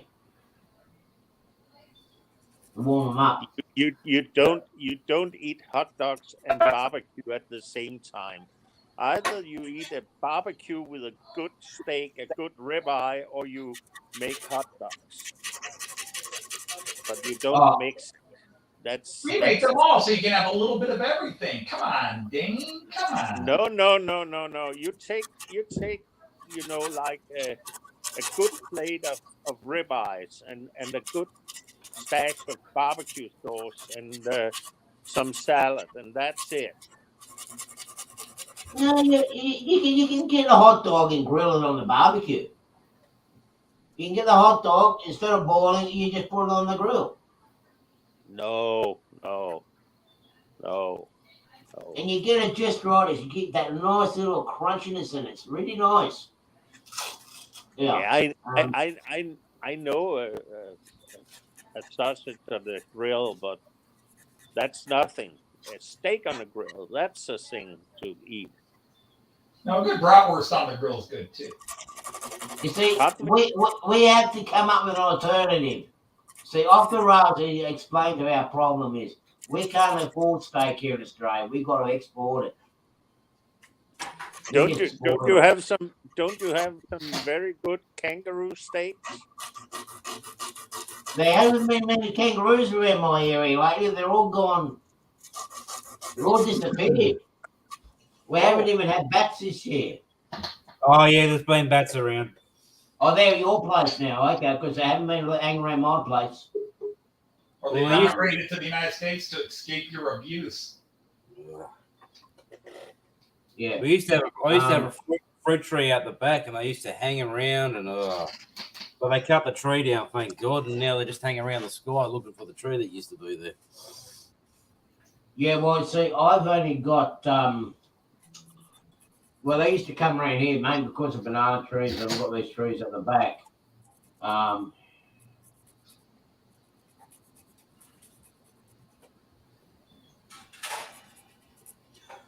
And Jeff is after some funny jokes. Yeah, well, I'll turn it up. That's a joke. Okay, that makes sense. That makes sense off the rails. That makes sense. That the dad is voiced by the lead singer of Custard. Yeah, that makes sense.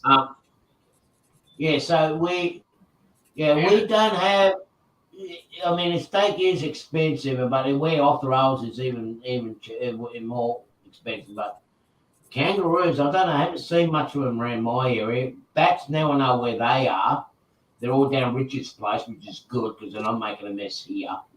Oh, you don't get this stench. They're a bastard of an animal. Oh, don't they stink? There's this part of the freeway you go from here to a place called Fig Tree, and you go near the Burger King outlet there in what we call Hungry Jack's, and I tell you what, the stench that you get there is not from the Burger King place. It's actually from it's like a little community of bats. But anyway, I go up to a store up here at West Plains when I get meat called $10. They sometimes they'll run pretty good sales on things like pork chops and beef ribeyes and stuff like that. So I know when I was up there the other day, they had pork chops for $1.29 a pound. So yeah. It varies every now and then around here. But I mean, when you look at a hot dog anyway, that all that meat is just the same as bologna. What you guys call bologna over there in the other side of the Pacific Ocean. We call it Devon over here. It's the same form of meat.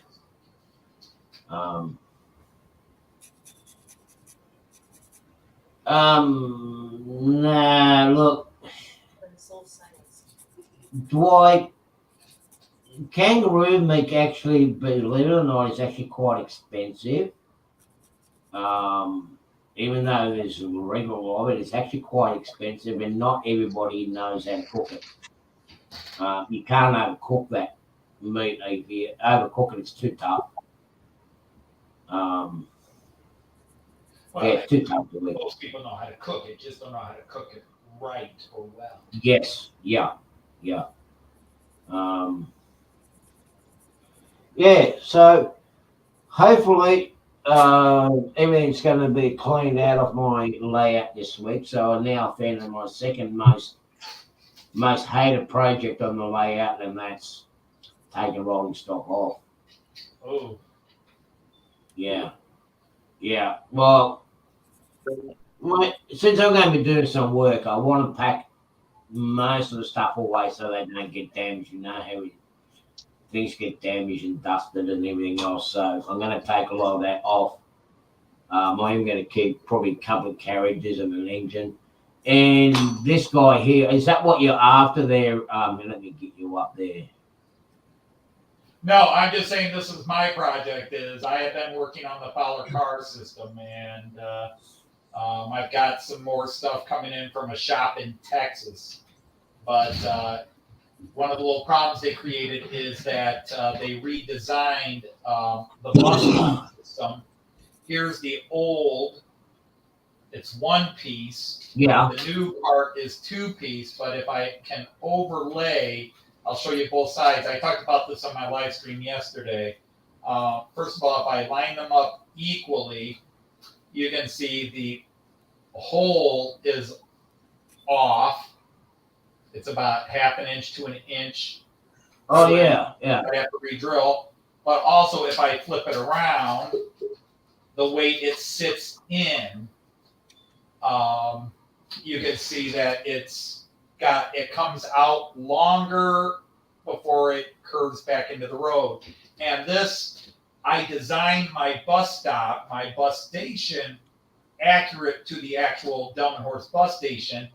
And these, when I bought them, fit in nicely. And now they don't fit in because of this extended bit here in this redesign. And you can't just shave it. Logic says, well, why don't you just trim it down? Because it's just wide enough that the wheels of the bus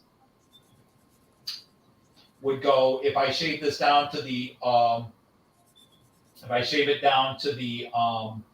the original one, size of the old one, the buses would be half on the road, half off. It would screw up the tire. Yeah. So it's I'm trying to figure out a way to do that, which might be to just redo the lines or go and just get some basswood and cut my own pieces like this. You can actually do this with softwood. You can actually use an old pizza cutter. You can use a fat pizza cutter, or you can use if anybody's ever done screen windows where you have a little rubber bit to hold the mesh in place, the tool that puts the mesh in place, you can use that to cut the grooves. Oh yeah. Yep. You can make your own track. So Anthony, what is that template for? Actually, this is a road. This is for the Fowler car system. Sorry, I didn't mention that. This is for the Fowler car system. And basically what you have is you have road. This is the road, which you would then paint. But there's a groove here. And in that groove, you put a metal wire. Okay. I mean, you can go buy your own, or you can buy it from Fowler. And then where you see this gray, that is a turnout. And there is a motor that goes, you have to drill a hole. This sits like this, and you drill a hole in your layout. And a motor comes up underneath that. And when the motor is powered, it sends an electromagnetic pulse, which affects the motor in the Fowler car, and will either let the car go straight, or if the motor turns on, it bumps the car to take the turn off and go to a bus stop. And then there's a second motor, which is they highlight here where you should put it. Okay. Sit below, and that's a stop motor, which actually completely sends out an electromagnetic pulse that stops the motor in the car. The car is a battery-operated car with a magnet on the bottom, and it just follows the wires around. And when you set off the motors, it can cause the cars to do. This was created by Fowler, but also one of the brothers who runs Miniature Wonderland in Hamburg. He helped design some of the software and redesign some aspects of Fowler car. So he has some money in Fowler Car. The guy who owns Miniature Wonderland, they also have so they run something similar to the Fowler Car, except it's completely animated. But they started with the basics of Fowler Car and then created their own stuff for it. But you don't have to buy the roads. You can make your own grooves, or you can use the same principle and just get thin wire and buy the motorized cars and have them follow a wire. And you can embed the wire on whatever you want to embed it on, and paint it up. So you don't have to. It's just the road makes it a little easier. That was why I was wondering why you used the road system. Because actually, I would think that it would be easier just to create your own roads along the wire. If I were about 5-6 years younger before certain things have come into play, I would probably cut and design my own. I am still, that's why I started, but I am heavily considering going and cutting my own and just seeing how bad a job I could do, because I could always still use what I've got if I screw up. Yeah, but the reason why I ask is because why do you want to put an extra layer of this plywood on your table? Why not just run them on the table by putting the wire in a groove in the table? Because first of all, I have foam board, so over time the cars would wear out the foam board, and the wire would actually run a current, which might produce enough heat that it would melt a bit of the foam board. And then secondly is that I've actually already accounted, because the way the Delmenhorst sidewalk and roadway system is set, this bump up with the road actually fits how I designed it over here. Okay. It's just so there was a scientific reason and a practical reality. God, I don't want to use that word. Reason to use the Fowler Car road. I have one of those starter sets from Fowler. I haven't placed it yet, but I have a set, and that came only with the wire, and then you have some like some plaster that you plastered around the wire, so that the old road plastering setup. Yep. Yeah. So you just I'll be back in a second, guys. All right. So that was why I have always wondered why you, because it's very expensive to do it the way you do it with the roads. Yeah, the road pieces themselves aren't that expensive. The cars are expensive. Yeah. The cheaper way to do it would be to buy a Magna Rail system. The Magna Rail system. I've seen that system, yeah. Yeah, the Magna Rail system is great, but the startup price is the same. Let's just give an imaginary price and say a startup system from Fowler Car is €160, $160. A startup Magna Rail system is €160, $160. Yeah. Their startup systems are the same, but after that, Magna Rail is cheaper, because Magna Rail, you don't have to buy special cars, because in Magna Rail, what it is you have basically the equivalent of a bike chain drive, except instead of your bike chain drive going this way, it's going horizontal, and then you just set up where you want it, and then there's a magnet attached into that chain drive, and then you can take any HO scale model car, you can take any, and they sell you a little pin that you push into the car, and so you can make any car magnetized, and the magnet pulls the car along. Yeah, and I know the Magna Rail. Well, I'm explaining it to other people who don't know it. Okay, but the thing I don't like about the Magna Rail is that it's when you put it up, it looks great if you want a highway where they are all running in a consistent running system. But if you want to make something like an automated stop, or like the bus stop, you would not only stop the bus, but you would stop every car on the road all the way on that chain, because it's like a bicycle chain. Right. If you Yeah, stop- that's the downside of it. You can do more with the Fowler car system. And that was what happened to me. I had my Fowler car system working, and the bus stops worked great.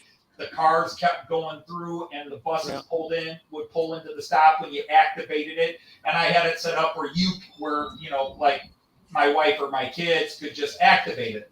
Press this button, and then the bus will suddenly turn into the bus station while the rest of the cars keep going. Yeah. And then I decided to try to digitize it or digitalize it. So then, Anthony, the one that's in Germany that has the airport involved in the HO scale layout. Right. Right. Okay. They have cars that are just running all over the place, and I don't really see any grooves in the road. So what are they using? That's because when you paint over it, you put a thin layer of sealant over it. Okay. But yes, they have wires. They have wires that the cars follow. And when you lift the cars up, I don't have one reachable here, but there's just like my 3-rail, there's a little ski underneath those cars. Okay. And but the thing is, they are more automated. Right. They are computer controlled to an extreme level. So yes, we have fire departments that come out and go running and put out fires, and then the cars all program. Right. And on top of that, all the cars and the planes and the trucks have sensors in them that when the battery goes to like 20%, the car will take itself off the layout. Right. Park itself into a charging spot. Right. Amazing. Yeah, I watched a documentary on that where they gave access back to her, but they really didn't explain how the cars move around. So that was very interesting how the cars take themselves back to the charging station. Yeah, the charging station is actually made so that if you look upon the cars in that movie sequence, Daryl, you can see they have like side mirrors on all the cars. And that is actually the 2 charging poles they have, so that when they go into the charging, they touch the sides of the charging point with the mirrors on each side, and then they charge the battery in the car. Huh. And the ski that Anthony is mentioning is only doing the work as a steering. It's like a steering wheel. So it follows this the wire that is embedded in the road surface is actually just a steel wire that a little magnet on the ski follows and turns the wheels. Now I think that Anthony has hit one of his buses so that he can show you from underneath. Yeah. Oh, hey, there you go, Artie. Thank you. So there you can see the little ski. And if you pick up any car at Miniature Wonderland, you'd see the exact same thing. Okay. Yeah, okay. And then what Miniature Wonderland does also, like if you look inside the bus, you can see the motor and everything there. They actually hide the little motors on their buses and then put little figurines on the side so you can't see it. But yeah, they have. But right now they don't have cars. That's the one thing you will not see. Like small cars, like a VW or a Mini Cooper, because they haven't developed the tech yet to get the motors that small to run these guys. So it's always trucks, delivery vans, or larger cars. Right.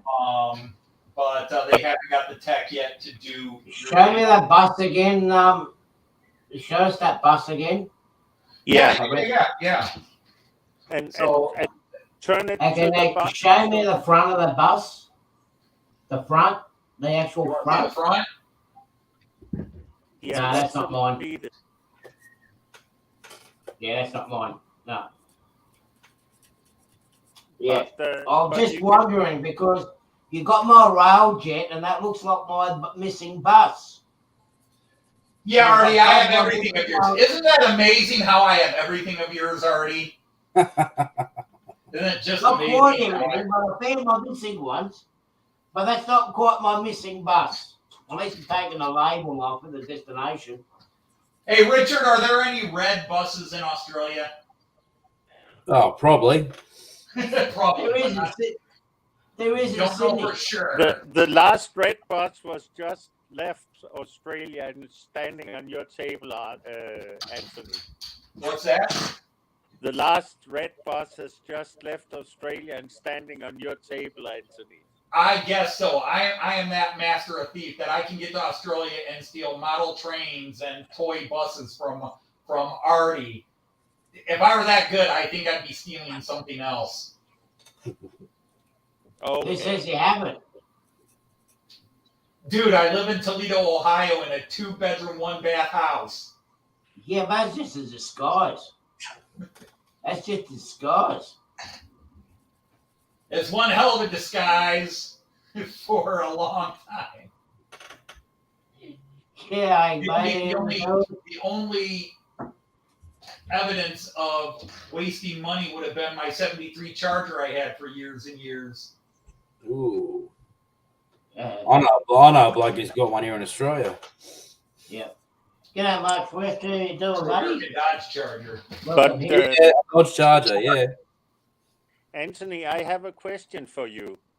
Actually, I have a couple of questions for you. The one question is, what happened to the electric locomotive with the livery of the 160-year design?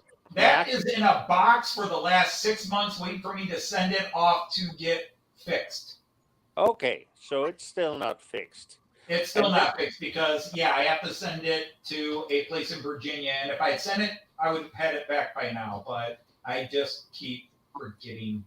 I shouldn't say forgetting to send it, but really I do forget to send it. I get distracted with other stuff. And then down here is the box. Oh, yeah, I should take that and send it off. And the other thing is that you have a 3D printer, haven't you? Yes. Yeah. Have you started printing all the little wheelchairs for the Delmenhorst station? Not yet, but it's coming. Yes, I am printing. I'm gonna become like the guy from Canada, Mini Prints. I'm gonna just start making mini wheelchairs for all those people that ride the trains that get their legs cut off. Yeah, exactly. I mean, I had to cruelly take off the legs off of 20 individuals to put them on my new BR 650. I cried with every scream I heard. Yeah. You are such a cruel person. I'm no cooler than some of you. I just admit to it. And I have tried to do something about it. And if you just send a $10,000 check. Oh, Jesus, going up. To He keeps going up and up. the scale figure amputation. $1,000 yesterday morning. I mean, we'll accept $1,000 checks.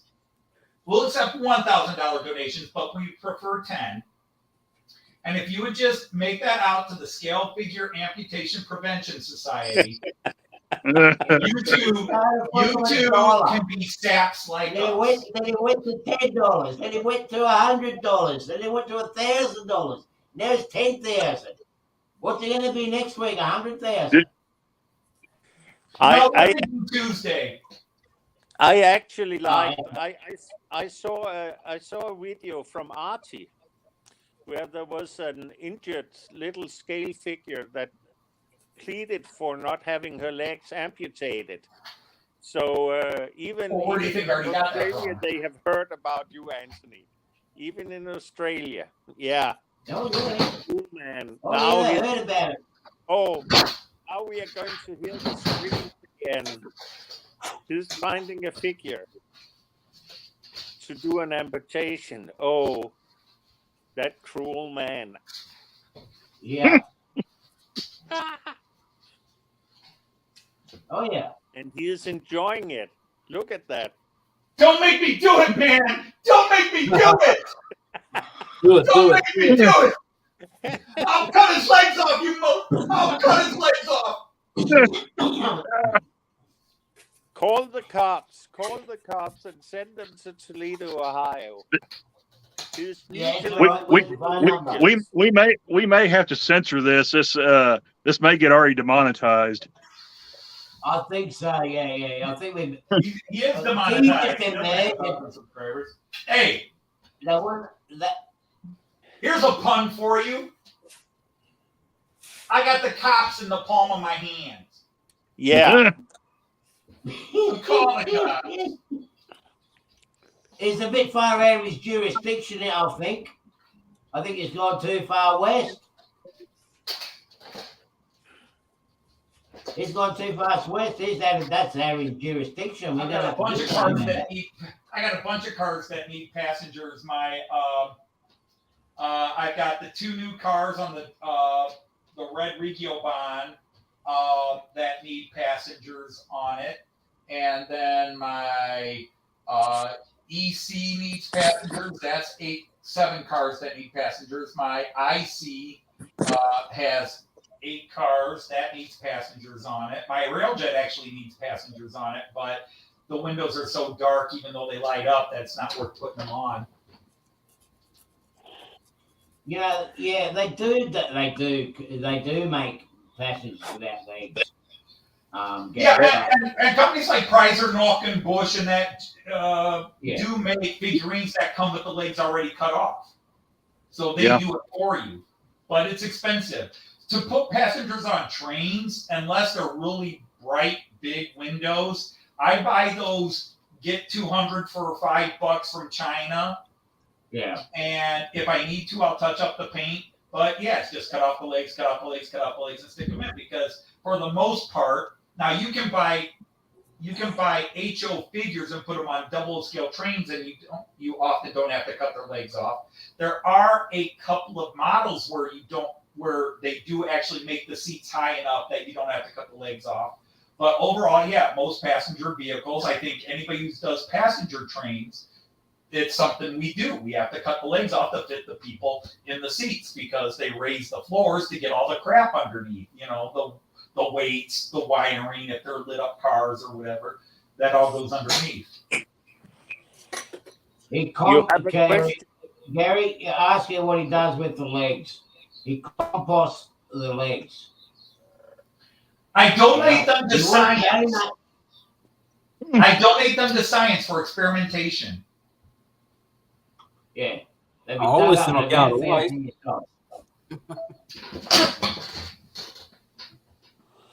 But a person like Daryl is actually loved by all those little plastic figurines because he's only running freight trains. So he doesn't have to cut the legs of the figurines. Unless he puts drivers in his cabs. Although some locomotives you can actually fit the full driver in the seat. Thank you, John. Yeah, the only passenger station I have on my layout is boarded up. So yeah. Oh, John, that's such a bad pun. I applaud you, man. I really feel sorry for the people of your communities there, Daryl. I mean, geez, all they got is to jump on the back of a freight train. They've got no passenger service. They've got no freeways to drive on. What else could we go to? Oh my God, Andy, Northwest Junction is here. Hey, Andy, how are you? I didn't see you come in. Yeah, and that's the other joke. Because the funny thing is, I did that stupid video because I was left alone in the house unsupervised while I was cutting legs off figures to fit into my BR650, and I just got the stupid idea to do that video. And I had people taking it seriously. Not that I was actually, but that I was jokingly complaining about that companies should make HO scale passenger cars proper so you don't have to cut legs off figures. They were really like, yeah, I am sick of having to cut off the leg figures too. They took my joke as being a joke protest, and it was just a stupid joke, and most people got it and had a laugh at it because that's what I tried to do. All what that video actually says, don't let Anthony be unsupervised alone in the house. Actually, Joyce will say, if that's the worst I do unsupervised, it's all good. Well, if it started with the legs and the little figures. Oh, You dude, know. I have been left alone unsupervised many, many times. And I'm not one of those guys that goes around and looks for the, hey, nobody's here. I think I'll take out this wall and build an addition. That's actually Joyce. Joyce is like, honey, could you knock out this wall and maybe we could add some shelving into it or something? She walks around the house and finds jobs. Give it time. I don't think that Joyce is like that. Oh yeah. It's something that it's an imagination you have. Joyce, I don't know if you're watching the football game or watching this up in bed, but if you have access to your phone, would you please tell these guys that is absolutely true? That no, she is constantly walking around places and going, honey, could you rebuild that? Could you remake that? Instead of buying it, could you make it yourself? I'm sure that Joyce is the sane person of you two. I'm absolutely sure of that. I have seen her together with you. And she is the same person. You may be surprised when you meet us. You may be surprised when you meet us in Hamburg. Joyce is much more subversive. I am overt. Joyce is very subversive. I can tell you all kinds of stories of stunts Joyce has done over the years, but even back from her high school days. Joyce is just very subversive. She's the one that would put a chocolate pudding snack from behind. You stand up, don't know she's there, and she would slide that chocolate pudding snack. And then when you sit down, I don't know if I dare meet you in Hamburg, because if she is like you say, I'll meet you and then you'll show up and then she'll come with you and look so nice as she always does, and then she'll pull out a great scissor and then you'll start cutting off my legs. I will be terrified.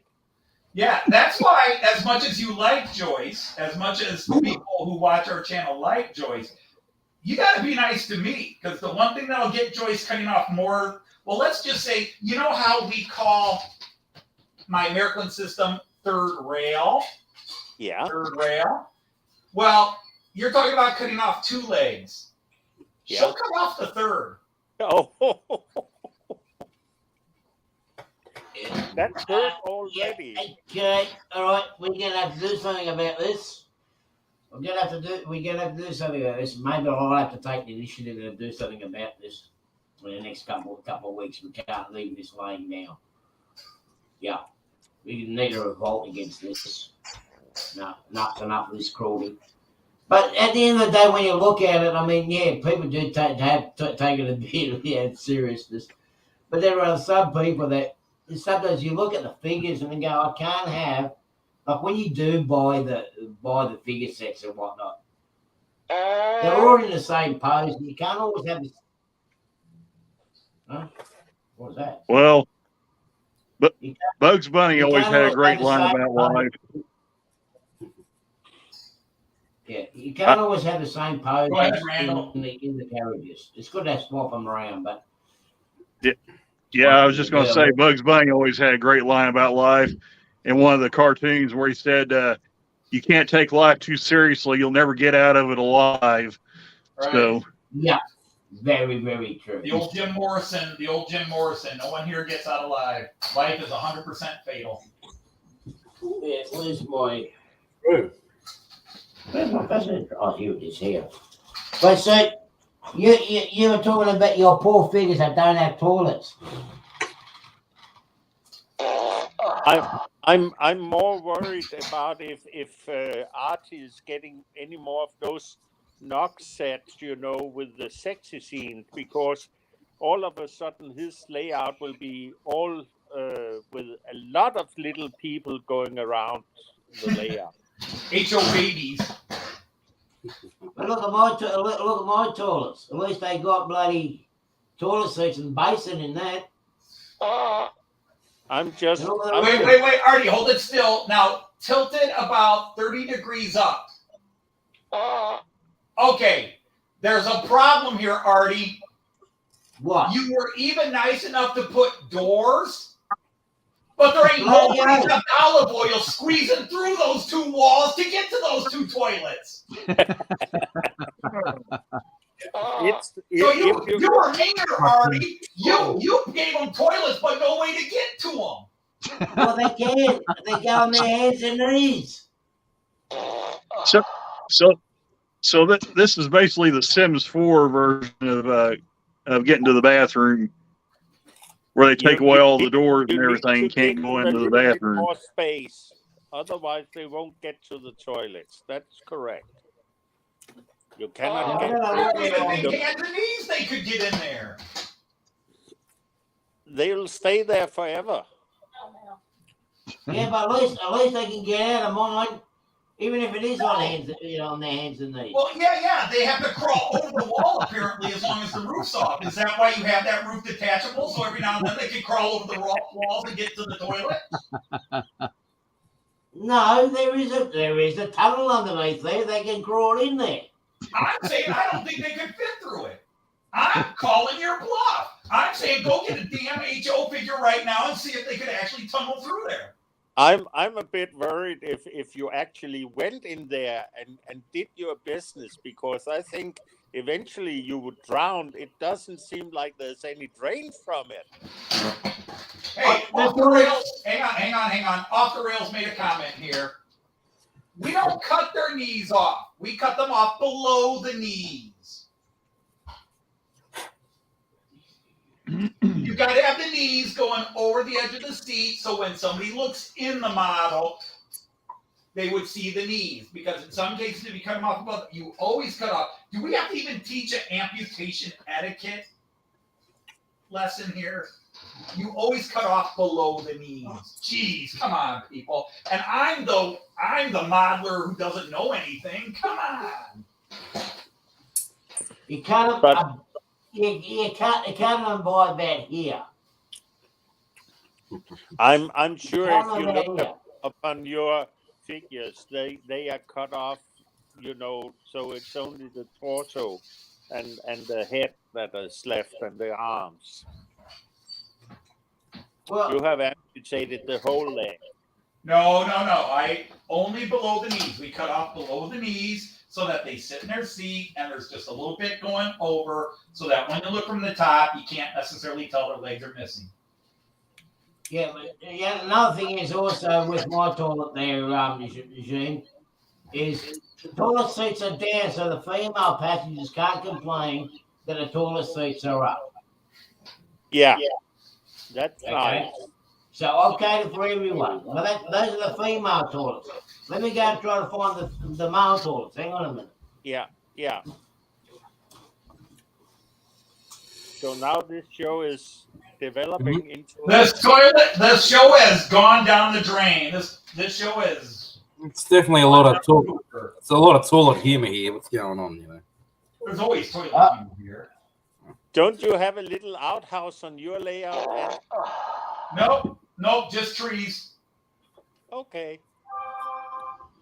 So the other one is the other one's still in the storage container. The ladies, the men's toilets are in the other one. Well, I'll show you something, Artie. At least I thought about where the shit's going to go when I've got a toilet. Got a poop chute there. Yeah. Well, that's right. Well, mine hasn't done it yet. Well, I haven't done that one on mine yet, but yeah, that's where they go down. They go down the. That's right. They used to go down the. It's so nice. Every time you're doing trackside work and the train is going by and they are flushing the toilet. Yeah. I always wonder. One thing I used to love to do with those carriages, like the carriage that Richard just showed. We had that Stewart Park viaduct, and when we used to have those toilet rolls, I used to poke it out. it flushed the water, and of course the water was flowing continuous. And as you're going around that bend on the viaduct, you can see this white stream of toilet paper just doing a nice beautiful curve around the viaduct. Yeah. Indeed. But the worst part of that was when they started working on electrification, I had to go there and clean up my shit. That's actually why the tracks are always painted rusted. On they always talk about you're doing rusted Track rail. It's not actually rust that's on the rail. That's right. No, it's what caused it to rust and corrode. Yeah. Yeah. It's not always the rust, eh?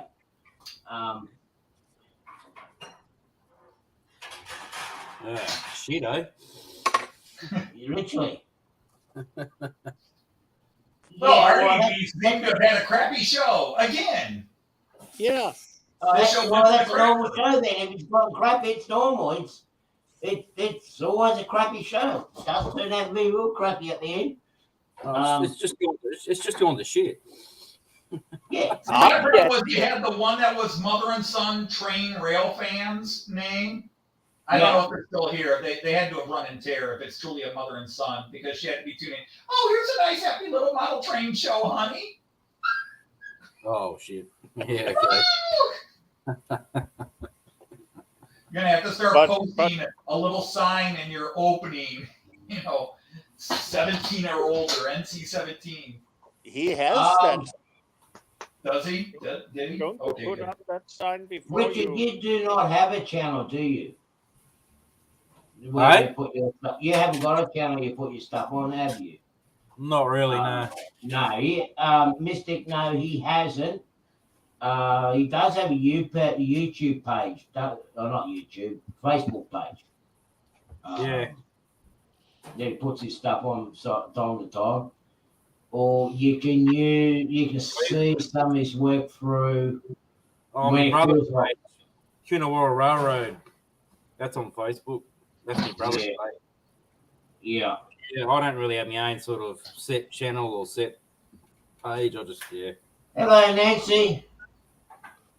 Oh, hi, Nancy. There we go. What does a lady do when a stream goes terribly south? Oh, because women never talk about that subject, do they? Oh, we're not going to get a woman to start talking about a subject because we know how it ends up.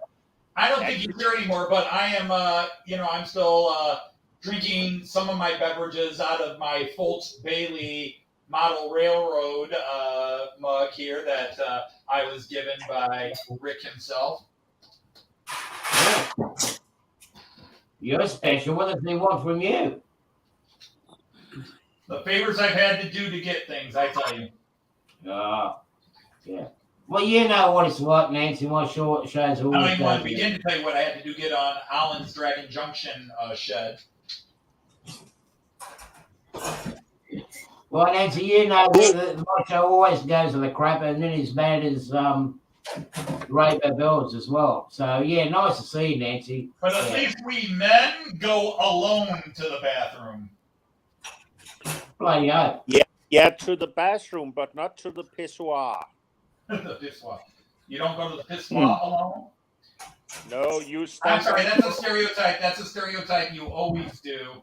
Is Don't. you see? I've seen it too many times in my life. A woman says, "I have to go powder my nose," and 3 other women, they say, "Oh, hang on, I'll go with you." You never see that with a guy. Hey, guys, excuse me, I gotta go take a piss. Hang on, Bob, I'll go with you. Yeah, just like women can have this conversation. Anthony, that there's a reason for that. That is because the guy that goes to take a piss, he knows that there are always 2 or 3 friends out there. Exactly. So he doesn't have to have the others coming with him. They exactly right. standing there. That's terrible logic. I don't know how you come up with that. Yeah, but we have another show. Like we have another. Could say, Gene, Yeah, but we got other my shows. butt look bad.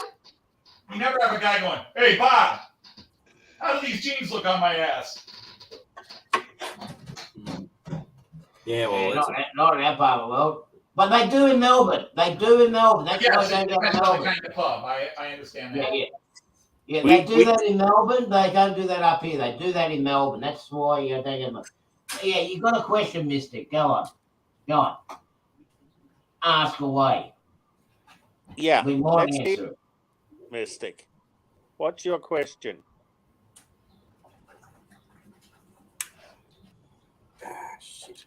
Yeah, we might not have an answer, Mister, but we can make something up. We do charge. We have fees. An answer is $10. A reasonable answer is $20, and a correct answer is $50. Ugh. That If we was can't last find an year's answer, we'll prize. just make something up, right, Anthony? Yeah. You'll never know. Ugh. Mystic, Richard. Because I'll make Richard something doesn't up, and have you'll think it's 100% fact. Mystic, I- Richard doesn't have a channel. Richard All right. does not have a YouTube channel. no, I don't. No. I think this show starts to look a lot like the sitcom with Al Bundy, Married with Children. You know, Oh, the No Man. So wait a minute. Who's Peg? I don't know whose Patty is. The wife. Who's the wife? Who's the slutty daughter? Oh, we already know that's already. I don't know who the. You just said it's like the show, and then I mentioned the characters, and you're like, I don't know. I think we were the group of men where he is having in the garage with the shirt saying "No, ma'am." oh yeah, yeah. Yeah, Oh, where they are discussing how to devote their time away from women. And I think know, well, I've never- we got women here. We got women here. We got Nancy here, and I believe we've got probably about another 3 women hanging back, 3 or 4 women hanging in the background there somewhere. There's a They're not going generation. to say hello because they know that. it was just the subjects we were discussing. I didn't actually put any of you as Al Bundy. Maybe Anthony could be here. Anthony Bill Al Bundy? Nah. No, I'm not really an Al Bundy. Okay. Nah. I don't have a glorious high school football career to constantly reminisce about. So I want you're to be in a group that was like it's a stereotype. It's a generational thing with that show, even in the 80s. Because, I mean, seriously, there were things about Peg Bundy in that show that I could remember from my childhood. I had aunts and neighbors that were like her. But they were all stereotypes. I mean, my dad, I could draw a lot of similarities to Al Bundy, a guy who went to work and came home and hated his life, hated his job. And Isn't just that boring? every day. Sorry, wrong one. Hey, Gate, mate, how you doing? 38-year-old, what is he? Clout chasing How's virtual that gaming. look, Odie? Hang on. Let me get you up. Hang on. Okay. Just making the windows a bit better. Oh, nice. That looks all right. Yeah, that's come up with Yeah, that looks good. Yeah. I won't tell you I cut up a European carriage to get the window out of it. Was it one of Anthony's? It's fine. No, Gary was asking, Might have been, I don't how know. do you stop legless passengers from falling in the toilets? Real easy. They don't have toilets. Well, that's what's left of it. Oh, okay. Yeah. Where the toilets actually would be on all my passenger trains, where the toilets would be in the passenger cars, that's always blocked off, and that's where they hide all the wiring and everything else coming up. So, yeah, there's no bathrooms on the cars. So the legless people, that's why I even mentioned that in my video. Yes, They your have access to question. bathrooms and, yeah. Yes, your question was answered, John Mystics. Richard does not Okay, I'm coming through back on the net. Richard doesn't have a channel. Yeah, Richard does not have a channel. I probably wouldn't have time to maintain one. So yeah. Yeah. So Well, wait a minute, Richard. You know how you're sitting here working in front of a camera? Yeah. Well, you would do that, but instead of going live on Artie's chat, you would just click record, and then you put that up on YouTube, and lots of people will watch it because A, you do great work, so a lot of people would want to see what you're doing. B, you're doing it, and so you get a lot of fans. But yeah, I mean, I understand if you don't have the time or whatever. But I'm just saying, instead of having to listen to us while you're trying to work very beautifully, you just turn the camera to record instead, and it would be the same thing as sitting here. Yeah. okay, must be. Yeah. I'm only going to do it probably a little bit today, and then another little bit tomorrow, and like I said, that's why I do. That's what I'm a stick. Don't feel the pressure, Richard, to make a channel. Time out. This one guy came in and he said F you 4 times. So I want to know which 4 people he was saying it to. Was it me? There's 6 of us up here, so Bag's not me. No, okay. Oh, hey, Jeff Herrero enthusiast and Dwight Curley. Hey. Yeah. It looks like the bots are out and about. Yeah, go okay. Thanks to the You monster guys did doing it at that. the same time. We hit the wrong guy. Yeah.